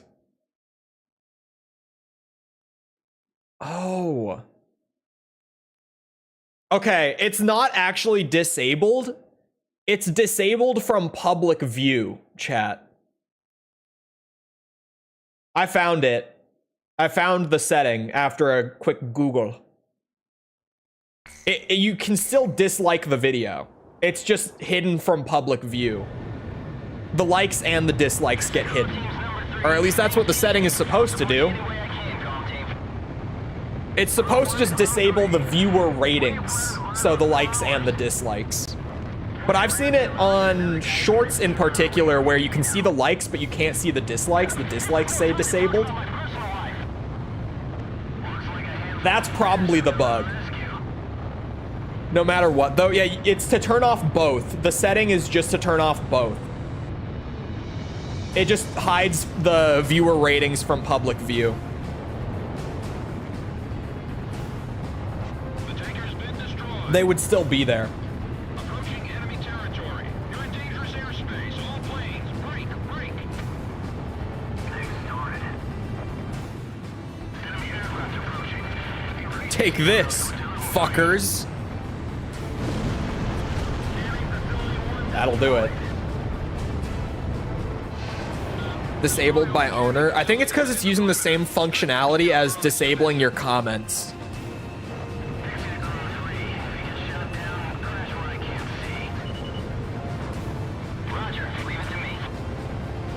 Yeah, it does stop return YouTube dislike from working.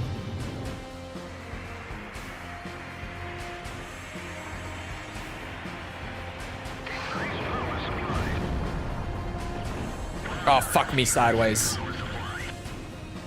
Come on now. Why did I get so upset? Here comes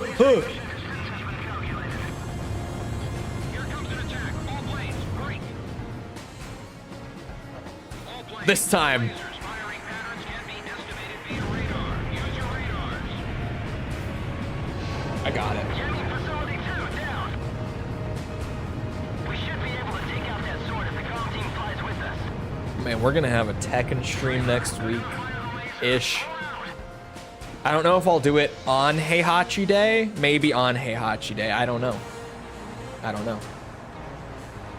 But Heihachi Day is too special of a day not to. Ow, fuck me. Ow. Ow. Don't get carried away. Use targets as necessary. Wait, you can fire it without a lock? I guess you can fire missiles without a lock. Oh my god, yep. That was AA that hit me. I heard the little sound. For a second, I thought I hit myself with it.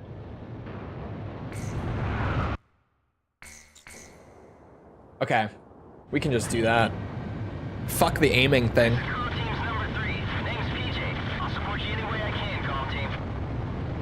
Row 1 and row 3. What do you AA will wreck you if you're moving slow. wait around too long and another guy's gonna steal her away from you, you know?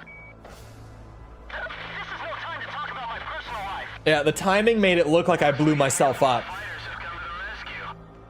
I was confused for a second. We're gonna do some Heihachiing next week.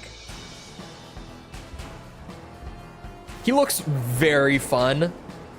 And I learned, I mentioned it in Discord because someone who plays Tekken in there was like, why does he turn into a tomato now? And I was like, I think it's probably an install mechanic. Like all the DLC characters so far have had an install of some sort. It is an install mechanic. A couple of YouTubers, if you will, got the chance to go and play some Heihachi early. It is an install. And it's a crazy install. It's a very, very powerful install at that. Every time he uses a heat engager, I don't think his heat burst counts, but every time he uses a heat engaging move, he gets 1 stack of his buff, and little by little with each stack, he gets like some frame buffs and stuff, where his frame data becomes a little more beneficial, if you will, a little more favorable. That's a good word. Until at 3 stacks, he is just an absolute monster. So if you use a heat engager every round, which is Heihachi players will really want to, based on what we've seen going around so far. By the 3rd round, you're gonna be an absolute demon, because what I saw in the trailer that I thought was fucking crazy, but it turns out it's a result of his like heat stacking mechanic that he got. There's a clip in the trailer where he throws a hell sweep out and it gets blocked, but he still gets to move first. He doesn't get punished on a blocked hell sweep. It turns out that at 3 stacks, that's what happens. His hell sweep is no longer like -20 on block. He gets to move first on a blocked hell sweep, which is fucked up in a really crazy, fun way. Not fun if you're playing against him, fun if you're playing him. Definitely not fun if you're playing against him and you can't punish hell sweep, but fun for me who will be playing him.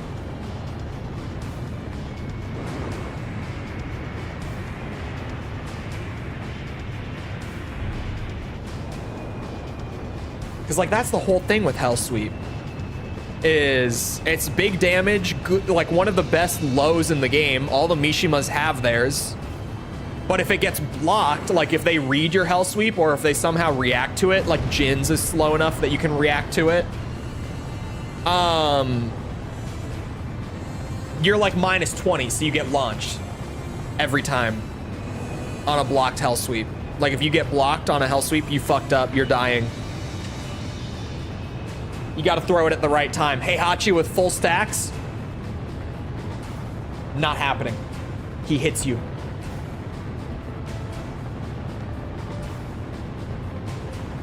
so close to the end of the Holy Trinity. Is it weird to say that I'm not even sad about that?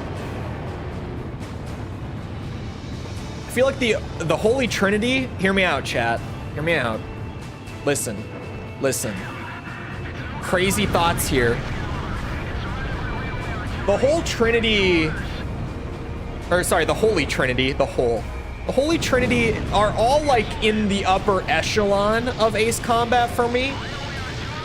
But I do not subscribe to the camp of them being the best 3 games. I don't. The whole Trinity. Once you see the beam, it's too late. Keep your ears open for anything from AWACS. You feel satisfied, not sad. True. Sometimes relieved, depending on the game, like Ace Combat 5 and 0 will probably be the same thing. Where once I finish this, it's not gonna be, oh, I'm so sad we're done with 0. It's gonna be, oh, I'm free of my prison. That's how Ace Combat 5 felt. It's probably how this is gonna feel. It's how Silent Line felt for Armored Core.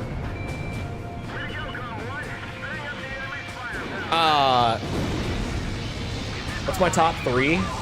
What's my number 3? That's actually kind of a good question.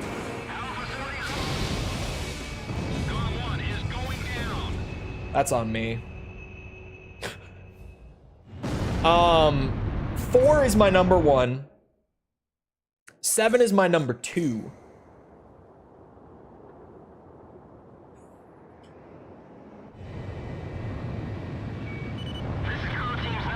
Joint Assault is my number. Sorry, had to say it. Had to go on Reddit at least one more time.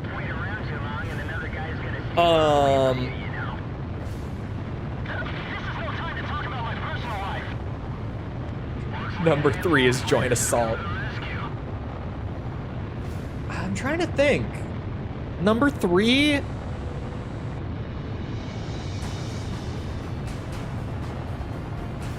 Prior to doing this, it would have been 5. The tanker's been destroyed. But I don't know anymore. Approaching enemy territory. You're in dangerous airspace. All planes. It's definite, like, I don't think it's 0 or 5 after this.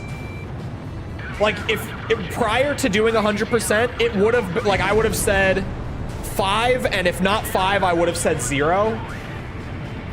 Now there's no way it's either of them. Jamming facilities within the perimeter. Strip Excalibur of its defenses.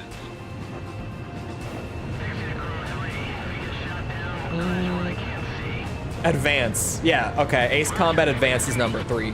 You're right. How could I forget such a masterpiece? We should be able to take out that sword if the Galm Team flies with us. Honestly, I don't know. I don't know, man.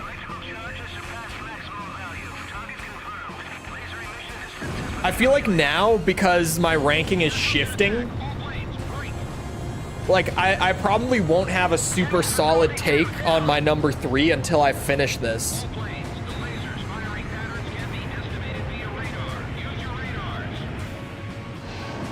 Like, in all honesty, I probably won't have like a definitive number 3 for a bit, because right now I don't know. If I had to pick right now, then like AC2 would be up there. AC6 might even be up there. But I haven't done the completion for them, so that's probably gonna change. Well, I sorry, for 6. AC2 I did. AC2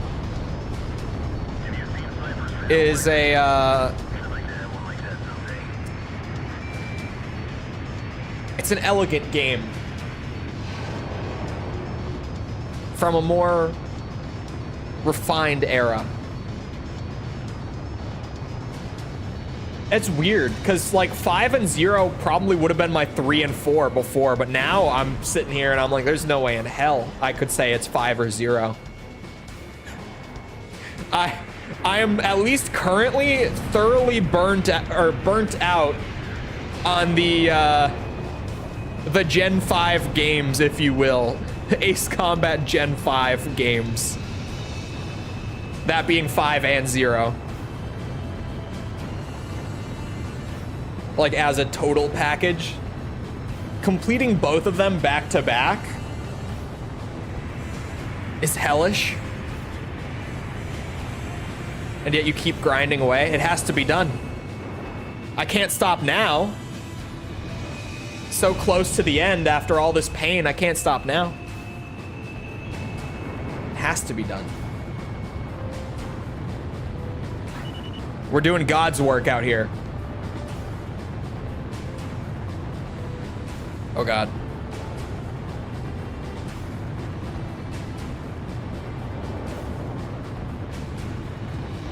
Trying to 100% these.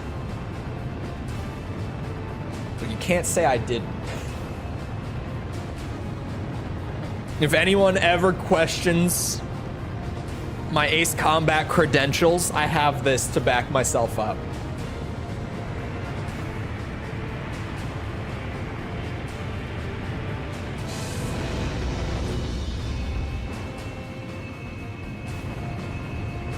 I say if like it doesn't already happen all the time. Mostly in video comments. I get so many on all the videos, but Ace Combat in particular, I get a lot of like, oh, you only like or don't like this one thing that I disagree with you on because you haven't like done everything. You know, I only don't think Ace Combat 0 is that good because I haven't played it on Ace. I only like Ace Combat 5 so much because I haven't gotten like 100% on it. I haven't fully completed it, etc. I get a lot. I would say I get more than usual in regards to that sort of stuff on the Ace Combat videos.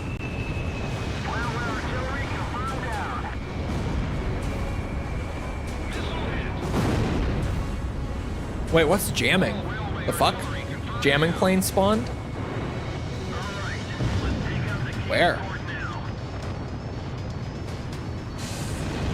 Aha!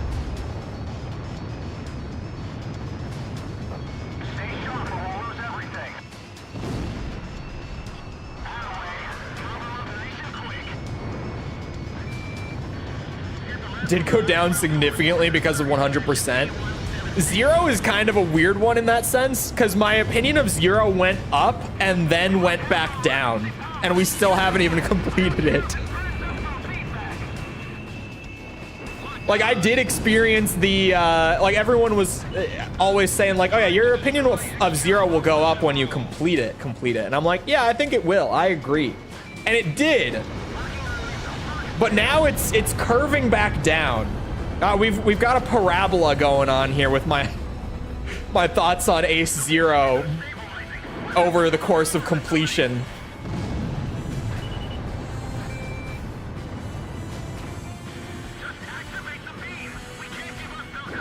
It sounds so familiar. Yeah, he's from our chat. At least the Tekken chat specifically. Only ever Tekken streams. He was the blue rank Devil Jin player. Raiden, does he still play Devil Jin? Who's he playing right now? I would assume he still plays Devil Jin. He still played him after the nerfs. So, like, he probably still... Although he did get nerfed even more after I last saw him. Does he still play Devil Jin?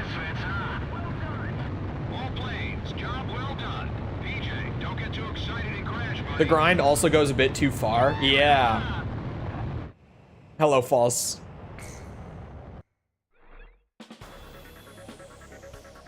Although we didn't discover any nuclear facilities, Excalibur is no longer. Oh, wait, no, that's not what I want. I want this. This can be considered a substantial victory for our side.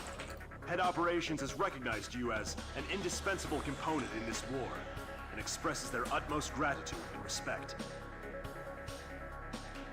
Tunnel Vision AC3.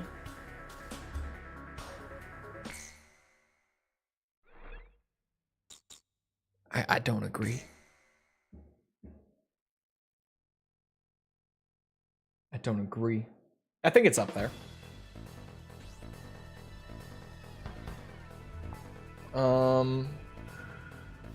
The Belkan forces are beginning to take flight.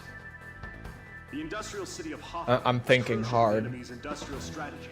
I think the one from the end of 7, what's that mission called? I think that's the best Decided one. All Belkan War production must be stopped. And at the then end of the war, and has requested our the Ace participation Combat in this 3 one. The operation will And primarily then- involve the bombing of ground facilities by the Allied forces bombers. Your mission is to support those bombers and attack enemy facilities. We have achieved End of near 7 is full dark air blue, supremacy okay. over the target area, but don't let your guard down. There may still be The one in Joint Assault, what's the name? And this is not me memeing. I feel like I always have to clarify because I joke so much about Joint Assault. This is me being genuine about liking something in Joint Assault. That tunnel run is fucking crazy. That tunnel run is crazy. Galm 2 to all units. I've confirmed a burning city up ahead. That must mean the Who's ready for some insane war crimes? cover the Allied bombers. Eliminate all ground and aerial threats. Let's move.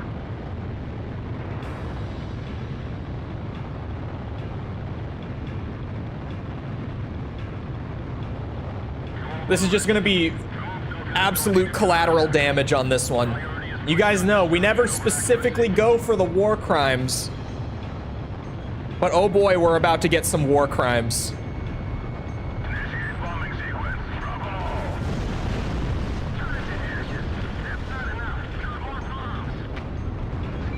I thought they were on a precision bombing mission.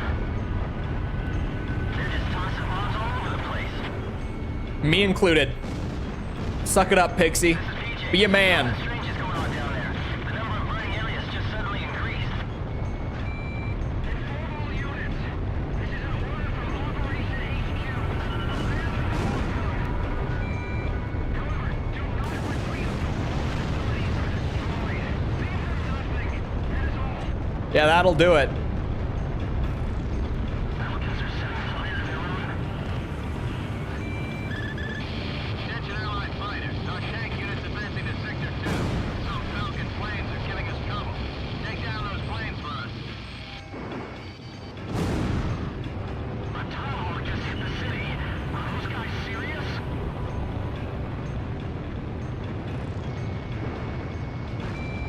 Mercenaries don't care about war crimes, exactly. I don't answer to the Geneva Convention.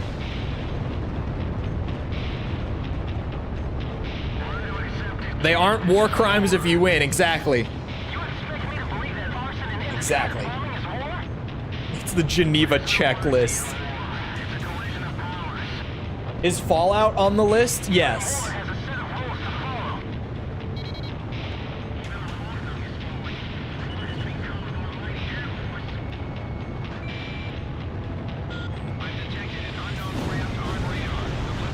Is that an anime thing? Yes. It's a weeb thing.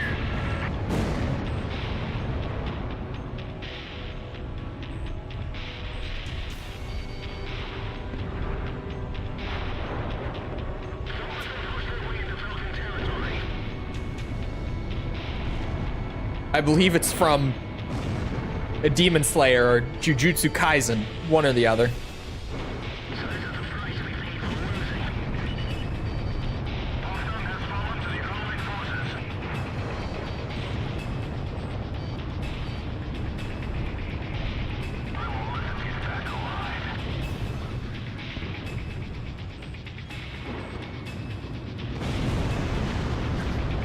Good lord. You know, it's not as good as the Falcon's TLS, but it's pretty good. If it weren't for the long cooldown, it would be pretty ridiculous. Even with only having like 8 shots of it a mission. Pretty insane. You only need 8. You don't need more.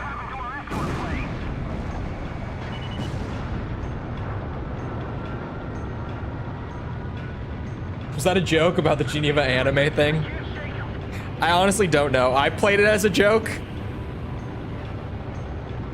I can't say. Galm Team, engage! Down all Belkan fighters. Geneva? I hardly know her. Yes, it was a joke. Okay. Command in Block C. Join up with this company from Block C. Don't leave anything behind for the Allied forces. Mission objective fulfilled. All units. Is all that keeps it even remotely balanced. Yeah, if I could just spam out all 8, it would be fucking crazy. Nobody knew why they were fighting anymore. All I felt at that point was sadness for the world. That's why I... Who the fuck said Geneva?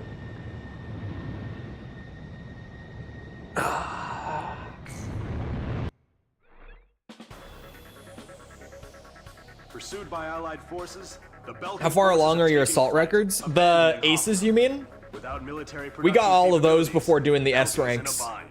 We were also able to confiscate samples of what seemed to be experimental. I'm doing the weapons ace from S ranks abandoned right now to get like the use them. what's it? The hanger like bonus unlock. And then we'll wrap up the expert for the last medal, the gold medal, and then we'll be done with 0. We're really not far from being done with 0 at this rate. A few more streams. I say not far. Relative, though, to how long we have spent here already, probably like another Organization, a world with no boundaries. 7 hours of gameplay-ish. Where the cessation of hostilities treaty was signed. 7-8 hours more of time spent grinding S ranks. But relative to how much we've played up to this point, Wait, that's not so bad. just received an emergency transmission from the control tower. It sounds like a lot, but man, we've been here for a while. Scramble all planes. Quick, there's no time. Get into the air immediately. And 2 more gauntlets. The gauntlets aren't required for the medals. I don't know why.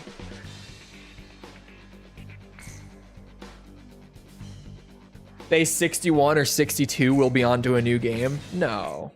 This mission should go fast.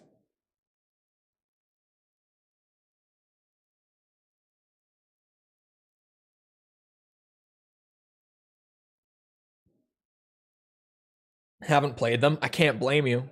The unlock criteria for the gauntlet is fucked up.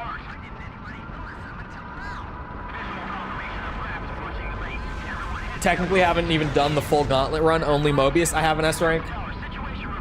I don't want to hear it. And I did the harder version. I don't want to hear it. On Ace. We did it on Ace. Won't listen to your shit. Take like 5 minutes, more than 5. They're long. It can even be the Galm Team. Send them up. Send me up. Look at that big missile on there. Send me up. I have a present for the XBO special delivery. Get me up there. Emergency launch. Hurry. Send all available hands to fire. They can only hold me back for so long.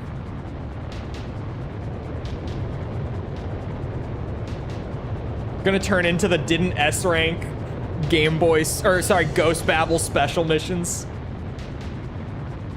Read that as Game Boy. About to mess up the XBO. Here's the game plan. We go in. I equipped this plane myself. Bring it back. We blast, what's it called?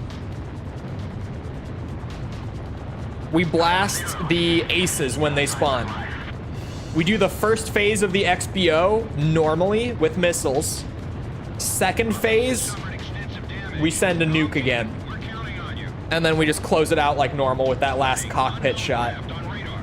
Because the regen time, Initiate operation. I'm optimizing. We have to go into battle.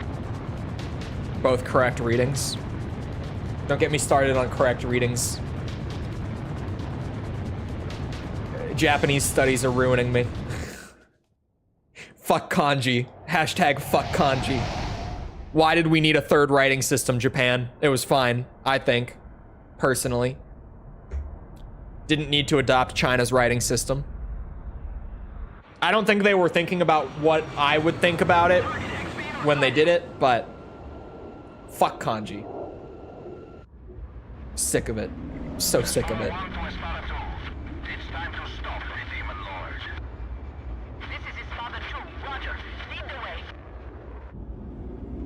Speedrun strats.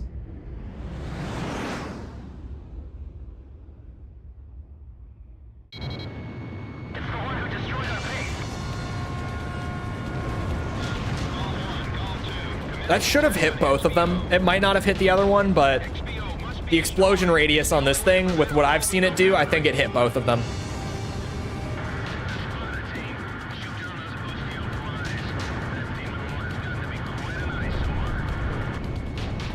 You bitch. You don't get away from this. No, no, no. Where's the other guy? Behind me. There.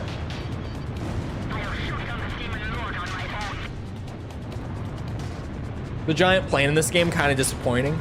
I think it's probably the lamest flying fortress. Well, I don't know.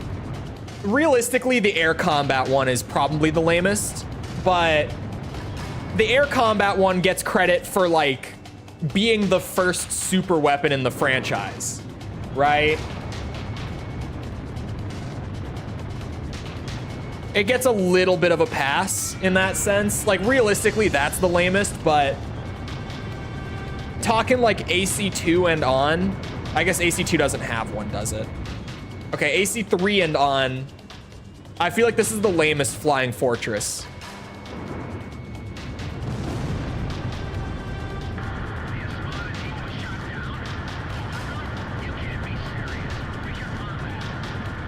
Any source games?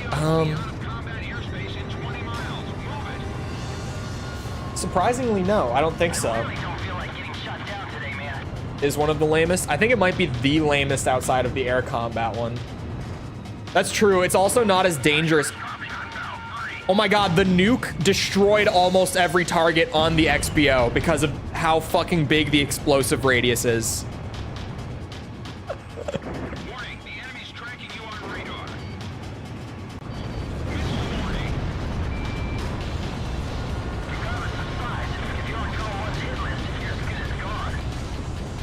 Yep. That'll do it.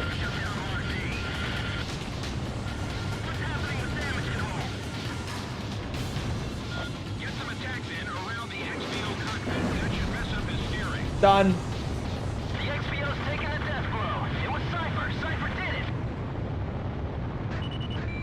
Nice work. I should have, just for the hell of it. It's a one shot anyway, but The rest is up to you. yeah. Oof, my back again. It was a nice one. Let me pull up my list. What source game got like the most votes the last, or on the most recent poll?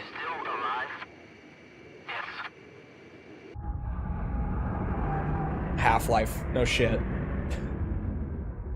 Half-Life is pretty up there. 1, 2, 3, 4, 5, 6, 7, 8. Half-Life is number 12 out of like 40 some, maybe 50. I don't know how many are on my list at this point, but that's pretty high up. I'm a huge fan of Half-Life 1. I'm a bigger fan of Half-Life 1 than 2, but I don't know if the world is ready for that opinion. Like, I'm a much bigger fan of Half-Life 1 than 2. We're currently investigating the situation. Once we determine the location, It's not like by a hair or anything. It's by like a good margin. You're just so based. I am. It's incredibly based of me. It's probably all of my time and money invested into Hustlers University that made me so based. I would guess.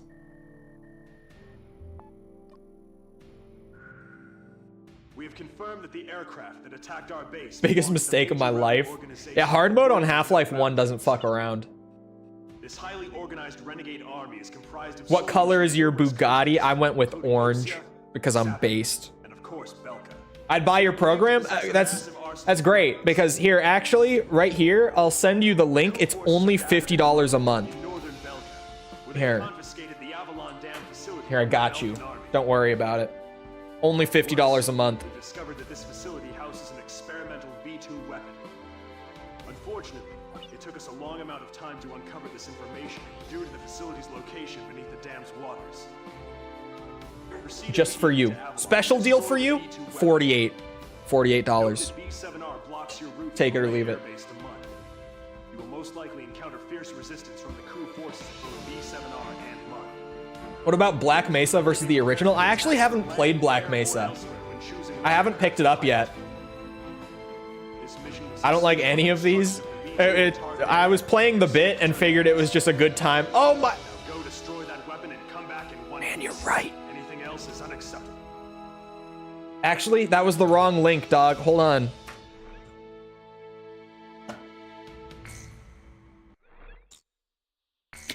Someone out there in chat is like, how is he grabbing these links so fast?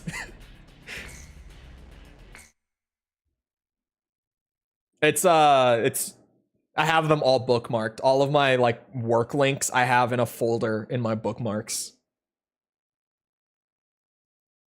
Mostly for my sake, so that I can just click a button and like if I need to go to my Patreon, I just click a button. If I need to go to YouTube Studio, I click a button. If I need to mess with like my chatbot for stream, I click a button. I just have them all right there so that I can open.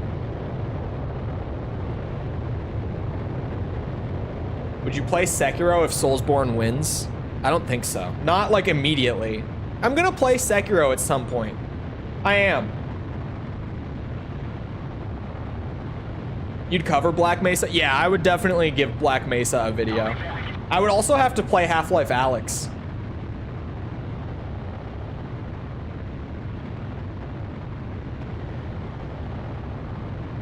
Which I still haven't played. Despite having a VR headset. It's an awful place, but the fastest And... maintain current course. What's it? It just kind of being considered like the best VR game. I just haven't played it.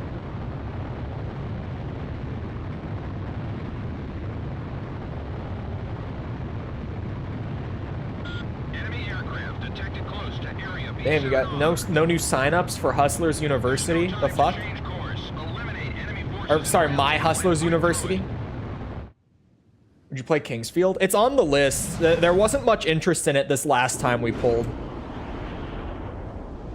Not the bonus stream list, like the actual review and 100% stuff. It's on the list. Just not much interest in it.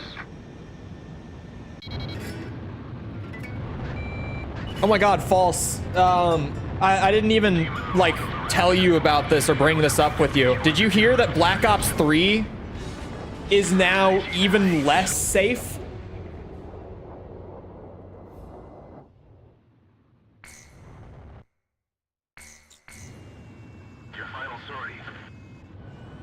Did you manage or somehow hear about this? Because I know I didn't tell you yet. Who would have guessed? Why? They found a new exploit. Again. Actually, you're right. Damn it, man. Okay. Actually, are you right? You're wrong. The splash. You're wrong. The splash.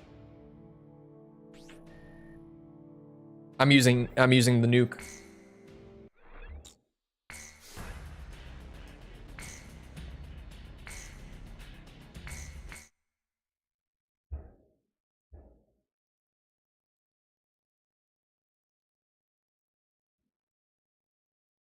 For Soulsborne, I kind of want to go back and break Demon Souls again, but like actually really do it this time. Because the last time we got interrupted by a broken RPCS 3 update that like cleared my shit.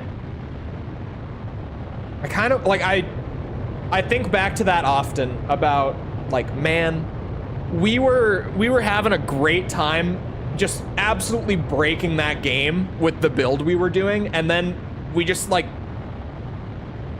we were pretty much forced to drop it. Like, it's not, it was doing poorly on the channel. Chat was loving it. Numbers were good. I was having fun.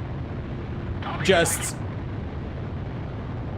the RPCS 3 update broke it and we had to drop it.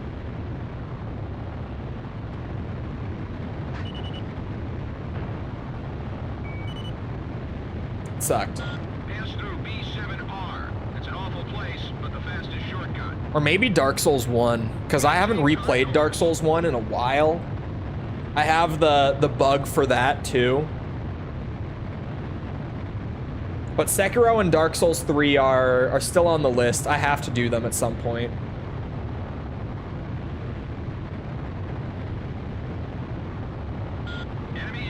I will ruin it with my vote. You can vote normally if you're actually like gonna watch, right? Like, if you're not gonna watch, then don't vote. But if you're going to, then vote. I don't like to vote on your shit, cause like I'm gonna be there anyway, and my vote doesn't really mean anything on your shit.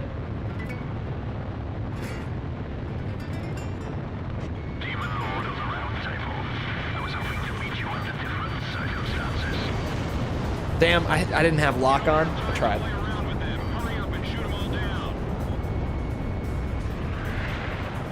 There's no meeting in the round table anymore. What are you fighting for? The enemy fighters seem to be highly skilled. Don't allow them to take control of the battle. Thinks Shad PS4 is as real as AC8 Cope. I think it's maybe more real, slightly more. I'm very skeptical about Shad PS4 though. Like, mark my words. If it ever, if it randomly gets exposed that it was just all bullshit, I would not be shocked. I would be sitting here yelling at you, I told you so. Yeah, you see that, Lego? That's the thing. 4 of them just went down with that. Like, I agreed with you and I quit out for it, and then I realized, wait a second. It does only do 1 missile of damage. But if it does 1 missile of damage to like 5 of them at a time, then yeah, needing to shoot it 2 or 3 times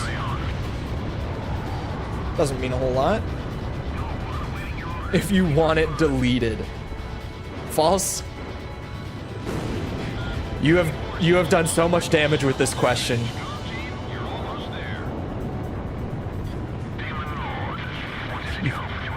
You have done irreparable damage. Now it needs to be deleted, yes. You've done irreparable damage with this question.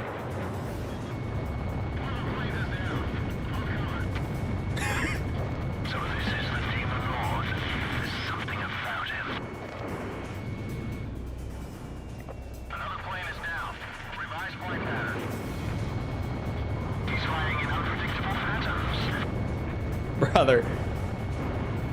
No, it's not a reply thing. It's the whole thing. Anyway.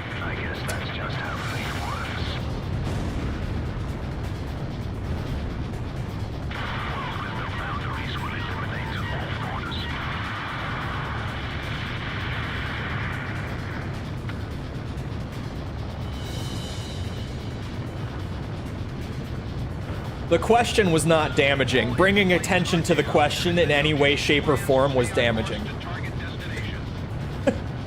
That's the thing. That's enough said.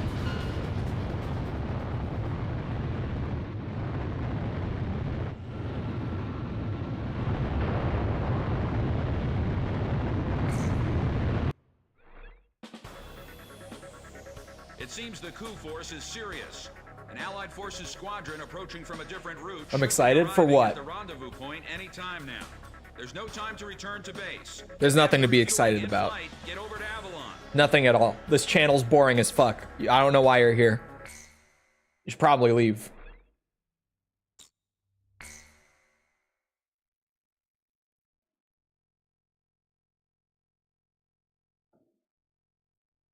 There's nothing to be excited about here. I'll transmit the latest data we've received from the Allied forces. According to this, the dam is protected by an intensive anti-aircraft defense network. To deal with this, the Allied squadron will draw anti-aircraft fire to itself in the skies. Meanwhile, Galm Team will join the Allied squad's Avalon Dam strike team and approach the target at low altitude. Oh my god, I'm seeing the DCS like DLC price. Holy, hold on, what is that in USD? Steam DCS. There we go. Forgot the S. Type too fast. Yeah, free game. Holy shit. Add all DLC to cart. $3,982.51. And 51 cents. It's about $4,000 to buy all the DLC for DCS. Good Lord Almighty. Bro, it's because it's so expensive. Like, just everything individually. And everything is paywalled. Looks like.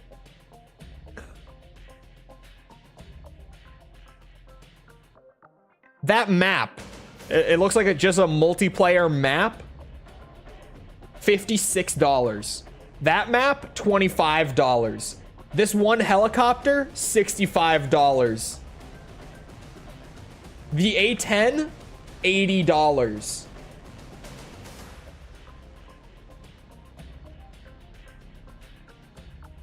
Like, bro, what? I get that it's sim. I'm aware of what it is and why it might cost that much. But like, what the actual fuck? Like, hold on. Arma. The premier, like, mil sim. Right? Yeah, the DLC, if you buy every DLC in Arma 3, which is the most recent, like, fully complete Arma game, it's $218, and that includes, like, charity packs. Like, stuff that they're not even profiting from. Stuff that's just like, oh yeah, buy this, we made a little something for, like, fundraising.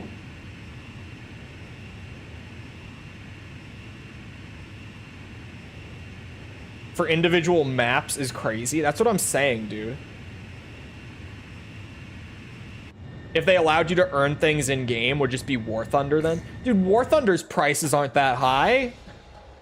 80, there was one, or sorry, plane, it was the A10. The A10 was $80. Just the A10 on its own, $80. 80. Like $80.00.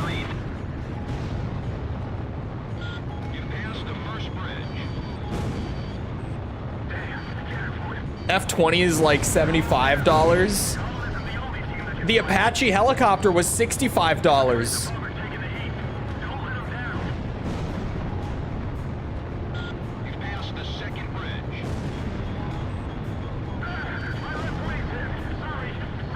False. False. Is false still here? False. False. Is false. She might be on call though. False. I don't think she's here. I don't think she can hear us. Damn it. I just thought of something funny.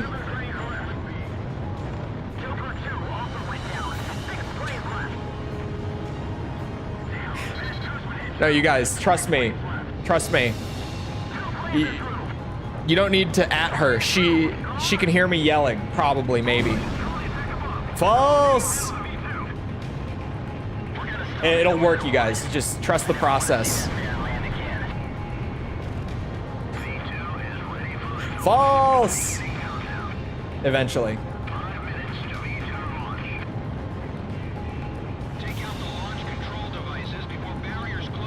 So, oh, maybe it is about the same price. Not quite the same. But yeah, that's pretty close, actually. Never mind.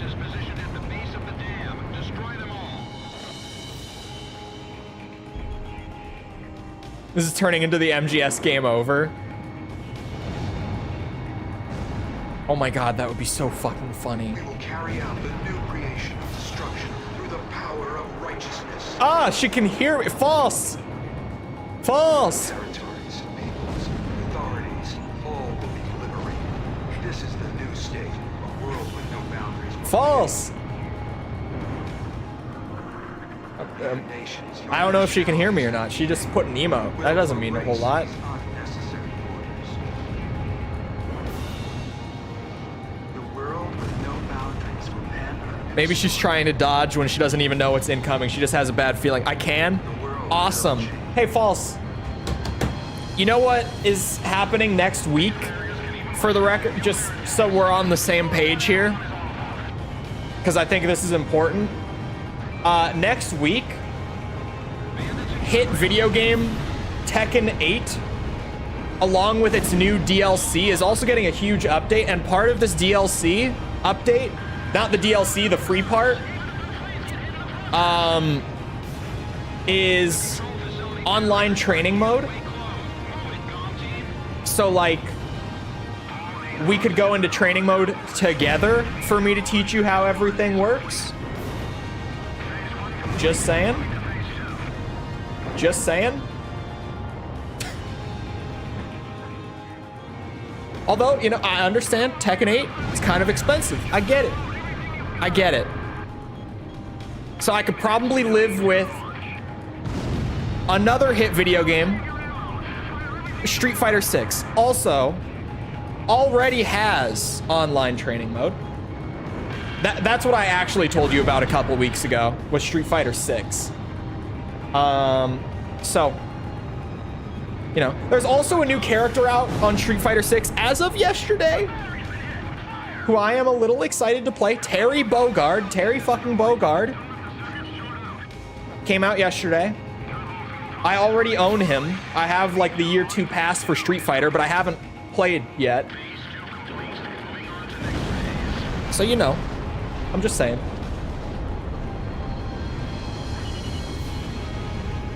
I'm just saying. That's all. Where is Odarine? He's actually home this week. He has mono right now. He has mono. So he's home.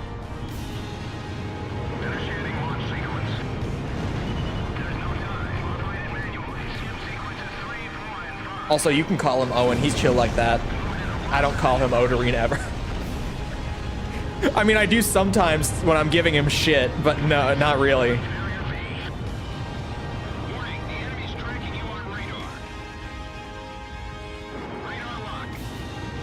We're supposed to play a little Space Marine 2 last week. Or last week? Tonight. What the fuck? Where did last week come from? That was a certified brain go burr moment. I just pulled random words out of nowhere. No way. Okay. Oh. Isn't that the kissing disease? It's not from kissing random people. It is the kissing disease. He has tonsil stones that have turned into mono.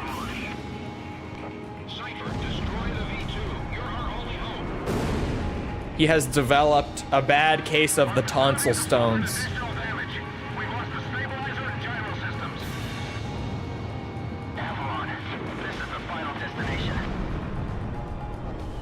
I don't know why. Oh, he's been trying to learn how to sing. Might just be from strain.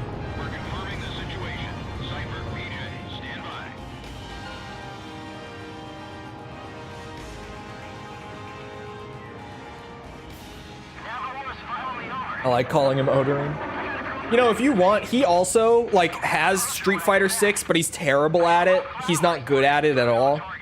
He could join us for some training. We could make it a party. Although I think one-on-one is probably better.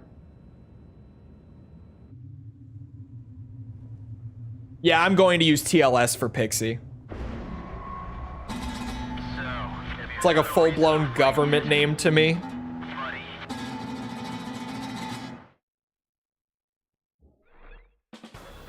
Yeah, you're lucky that you have a one-syllable, like, abbreviation username.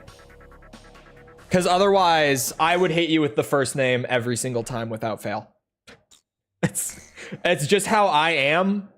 I'm not a username guy unless it's, like, one syllable and easy to say. Like yours is. Because otherwise, you would 100% get hit with the full name.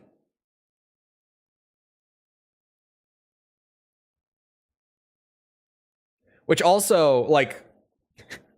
Oh, fuck, I chose the wrong weapon. Not replay. God. Also, historically, I don't know why. I'm bad about abbreviating people's names as well. Like, if...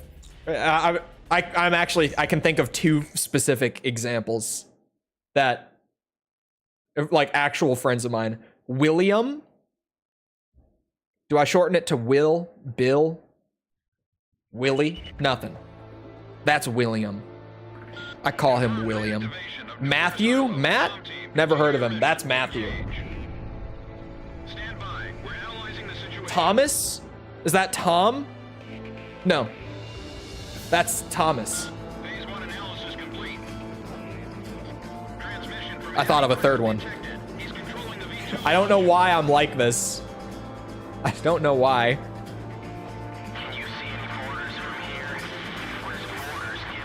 Oh my fucking, really? I only hit like a tick of damage. Okay, we're on ace. I can't fly through it. Oh, he's too far. No.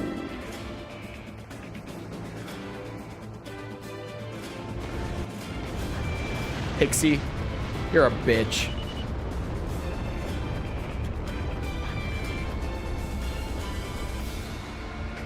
We'll do it the old-fashioned way. Colathan. My names are short, except for my last name.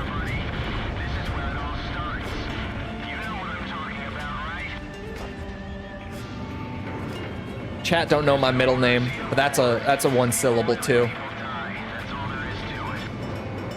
I got the double one syllable.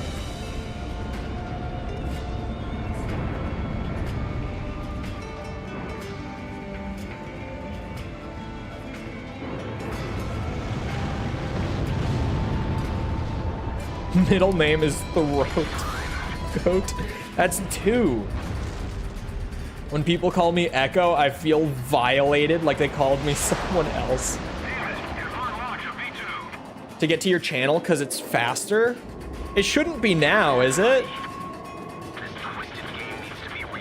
I'm apparently actually in search properly now. Thank you, YouTube. Yeah! There I am. Look at me. Look at me. It works now. That was private window. That was incognito.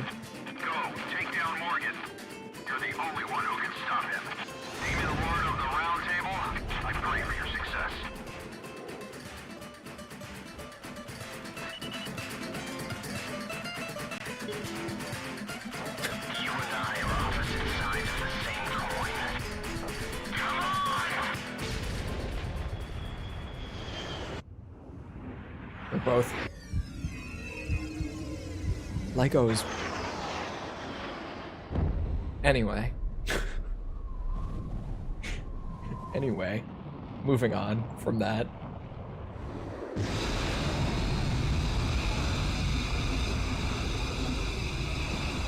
leg.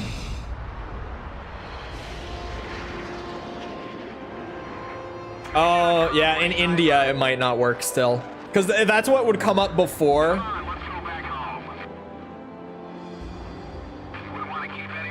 But,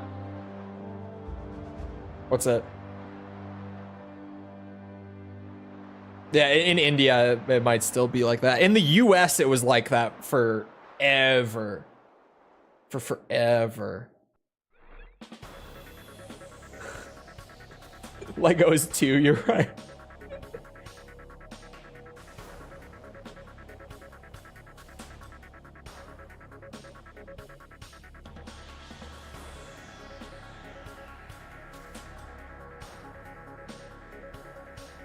Sorry, I'm distracted right now. YouTube dashboard, it might be the single most distracting thing in my life.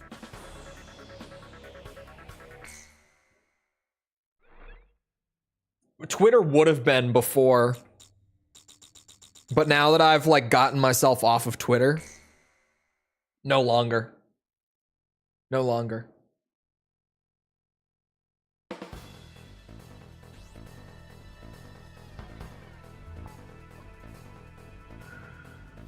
The mountain town of Solus Ortis is located just outside Ustio's capital, Directus. A weird question. Deploy airborne troops, comprised primarily of Osia's 101st Airborne Division, over Solus Ortis. False. You know firsthand how concerning. And I get 2 Discord pings right after she says that. She asked me to provide support for the airborne troops. Destroy Belka's surface-to-air defense network and all interceptor aircraft, securing a safe drop zone for airborne troops. Be aware of civilians still inside Solus Ortis. Your actions will determine their fate. Good luck.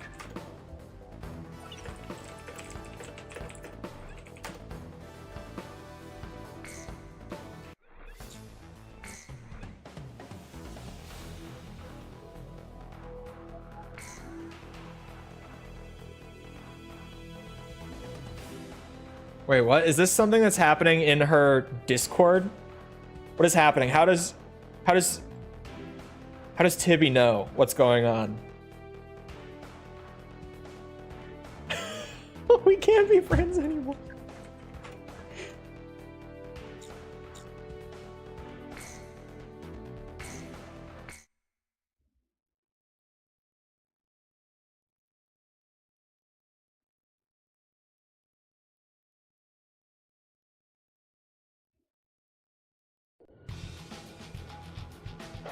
Escort units, this is the 122nd Airborne. We're now entering the designated airspace. We can't return to base until we empty the... I chose the wrong special. Again, I was distracted.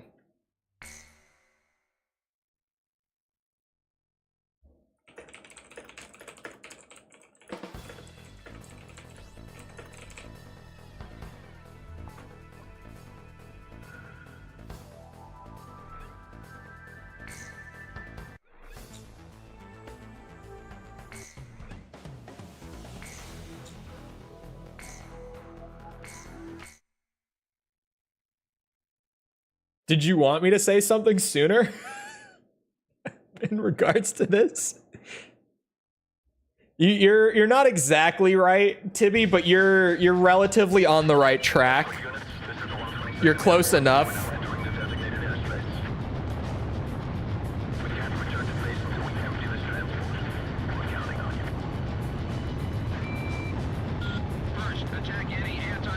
Where they got rendered, yes. What do you mean rendered? Is what you showed me not a render?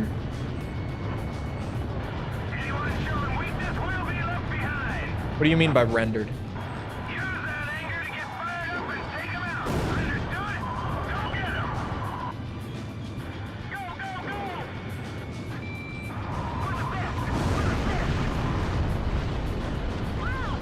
Oh. Is that not what you showed me?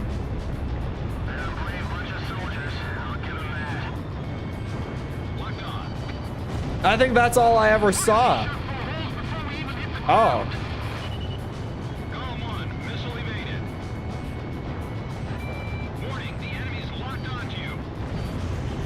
I think my reasoning is sound. But I can see I can see both sides of this. Belkan fighters confirmed on radar. Galm Team, destroy them. Break missile. This is Pixie. I just bagged a bandit. I don't want to know what's going on, do I? We're talking about titties. Bandits in gun What? It just went? I thought it would blow up if it got close enough. Mayday, mayday, mayday. Requesting support.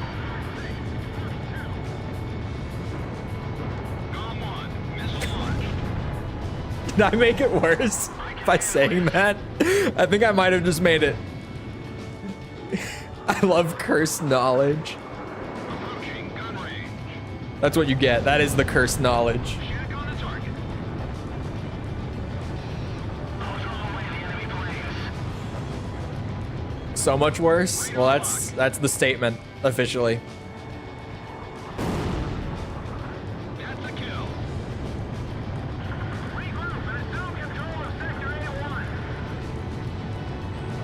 Warning, the enemy's locked onto you. Missile break. Or maybe so much better. I'm not lying. It's not like I just made something up to cover it. We are. Our job is to keep the Belkan planes busy. It's genuinely, that's what we're talking about. There's a whole lot of added context that would make it sound more normal than just we're talking about titties. But I don't think that's necessary. We are talking about titties. That's fine. Our allies' support operation is going as planned. Continue on with your duties. SAM destroyed. Locked on. If we could at least track the enemy's movement, we might still have a chance. Box 2. Bro, sometimes I think of the most absolutely diabolical DMs to send to people, Galm 1, your special weapons are and almost it up. just happened. Approaching gun range.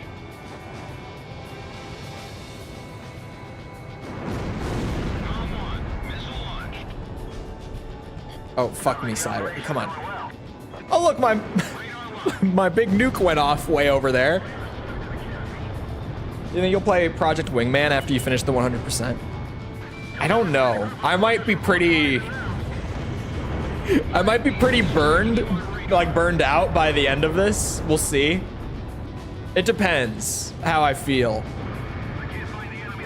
Right now, the AC5/AC0 grind, like back to back, is fucking brutal. So I don't know how I'll feel after 7.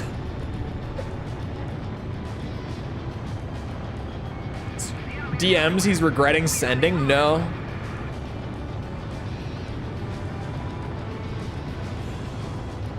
No, not DMs that I regret sending, but things that are just worded in such a way that it's like absolutely diabolic. Like it's evil. Funny, Forces near Solus Ortis have but been eliminated. yeah. The rest is up to the ground forces. Galm Team, mission complete. Return to base. Says they're fine. You asked. Galm 1 begin landing jets. You are cleared to land. Like I said, I wasn't even gonna say anything before you asked. You asked and I answered. You're coming in through. That's all. Slow down.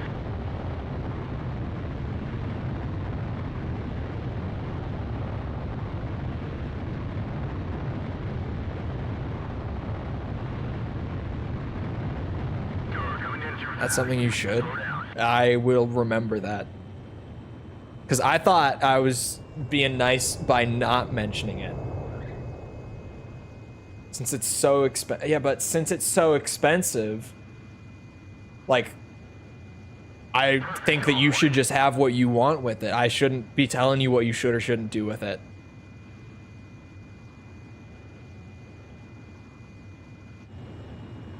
You got a big forehead, and you got massive... Operation Varsity succeeded. Ground troops are now en route to Solus Ortis. It won't be long Anyway. now before Ustio is liberated.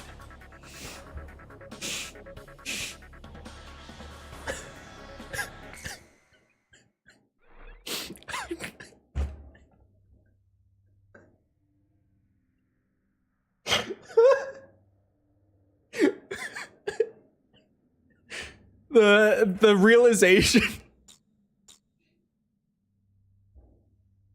You guys don't even know how funny it was. I was going to say honkers. It's not even like it was the very specific wording made it like it's not even.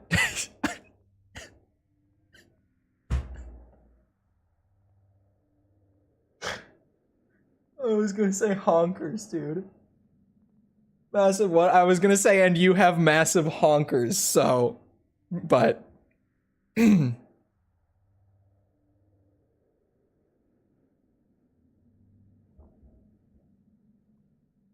God, remember what I just said about like sometimes the wording is just so perfect. Just so perfect. Oh my God, I can't. Oh. I almost got my ace ranks done. We got 2 minutes left. That's not enough for me to squeeze in another. Although, no, not this one. No, not 2 minutes. We've only got, yeah, 3. This will go so fast at the very beginning of next stream. This one will be like 6-7 minutes. This will be the longest of them. Pixie fight will take like a minute. How does the 3 missions work? It's the 3 different ace styles. And then, yeah, the missions that have choices are different, where it's just which one you choose. But for the most part, it's based on your ace style. So you have to play through the game, like, fully through the campaign, with each style active to, like, unlock. This game, 100%ing this game kind of sucks. I would not recommend that anyone 100% this game after doing it myself. I would not recommend that you do this, because for 0 you have to do, like, you have to get all the missions unlocked by doing that, and then you have to go through, I've already done it on normal and hard, and S rank every mission in the game 3 times on normal, hard, expert, and ace. So you have to unlock everything. And then you have to S rank every mission in the game 12 times. And that's not including something else that I've already done, which you'll probably do on top of it. Going through and tracking down, because a lot of them have very specific criteria, and shooting down all 168 aces that can appear in certain missions on certain difficulties on certain styles under specific conditions a lot of the time. Things as, like, just as random as, like, you have to be on this mission on the night path, and then you have to shoot down, like, 2 F4s within the first 2 minutes of the mission to get this guy to spawn over on the border of the map. The aces are fucking stupid in this game. The aces are fucking stupid. There was a whole spreadsheet on Reddit for this, and it wasn't even complete. We found it, and the information isn't even, like, totally complete on the spreadsheet. Or was it that it's not complete, or that it's not accurate? I don't remember. Does anyone remember? Which one was it? It was one or the other.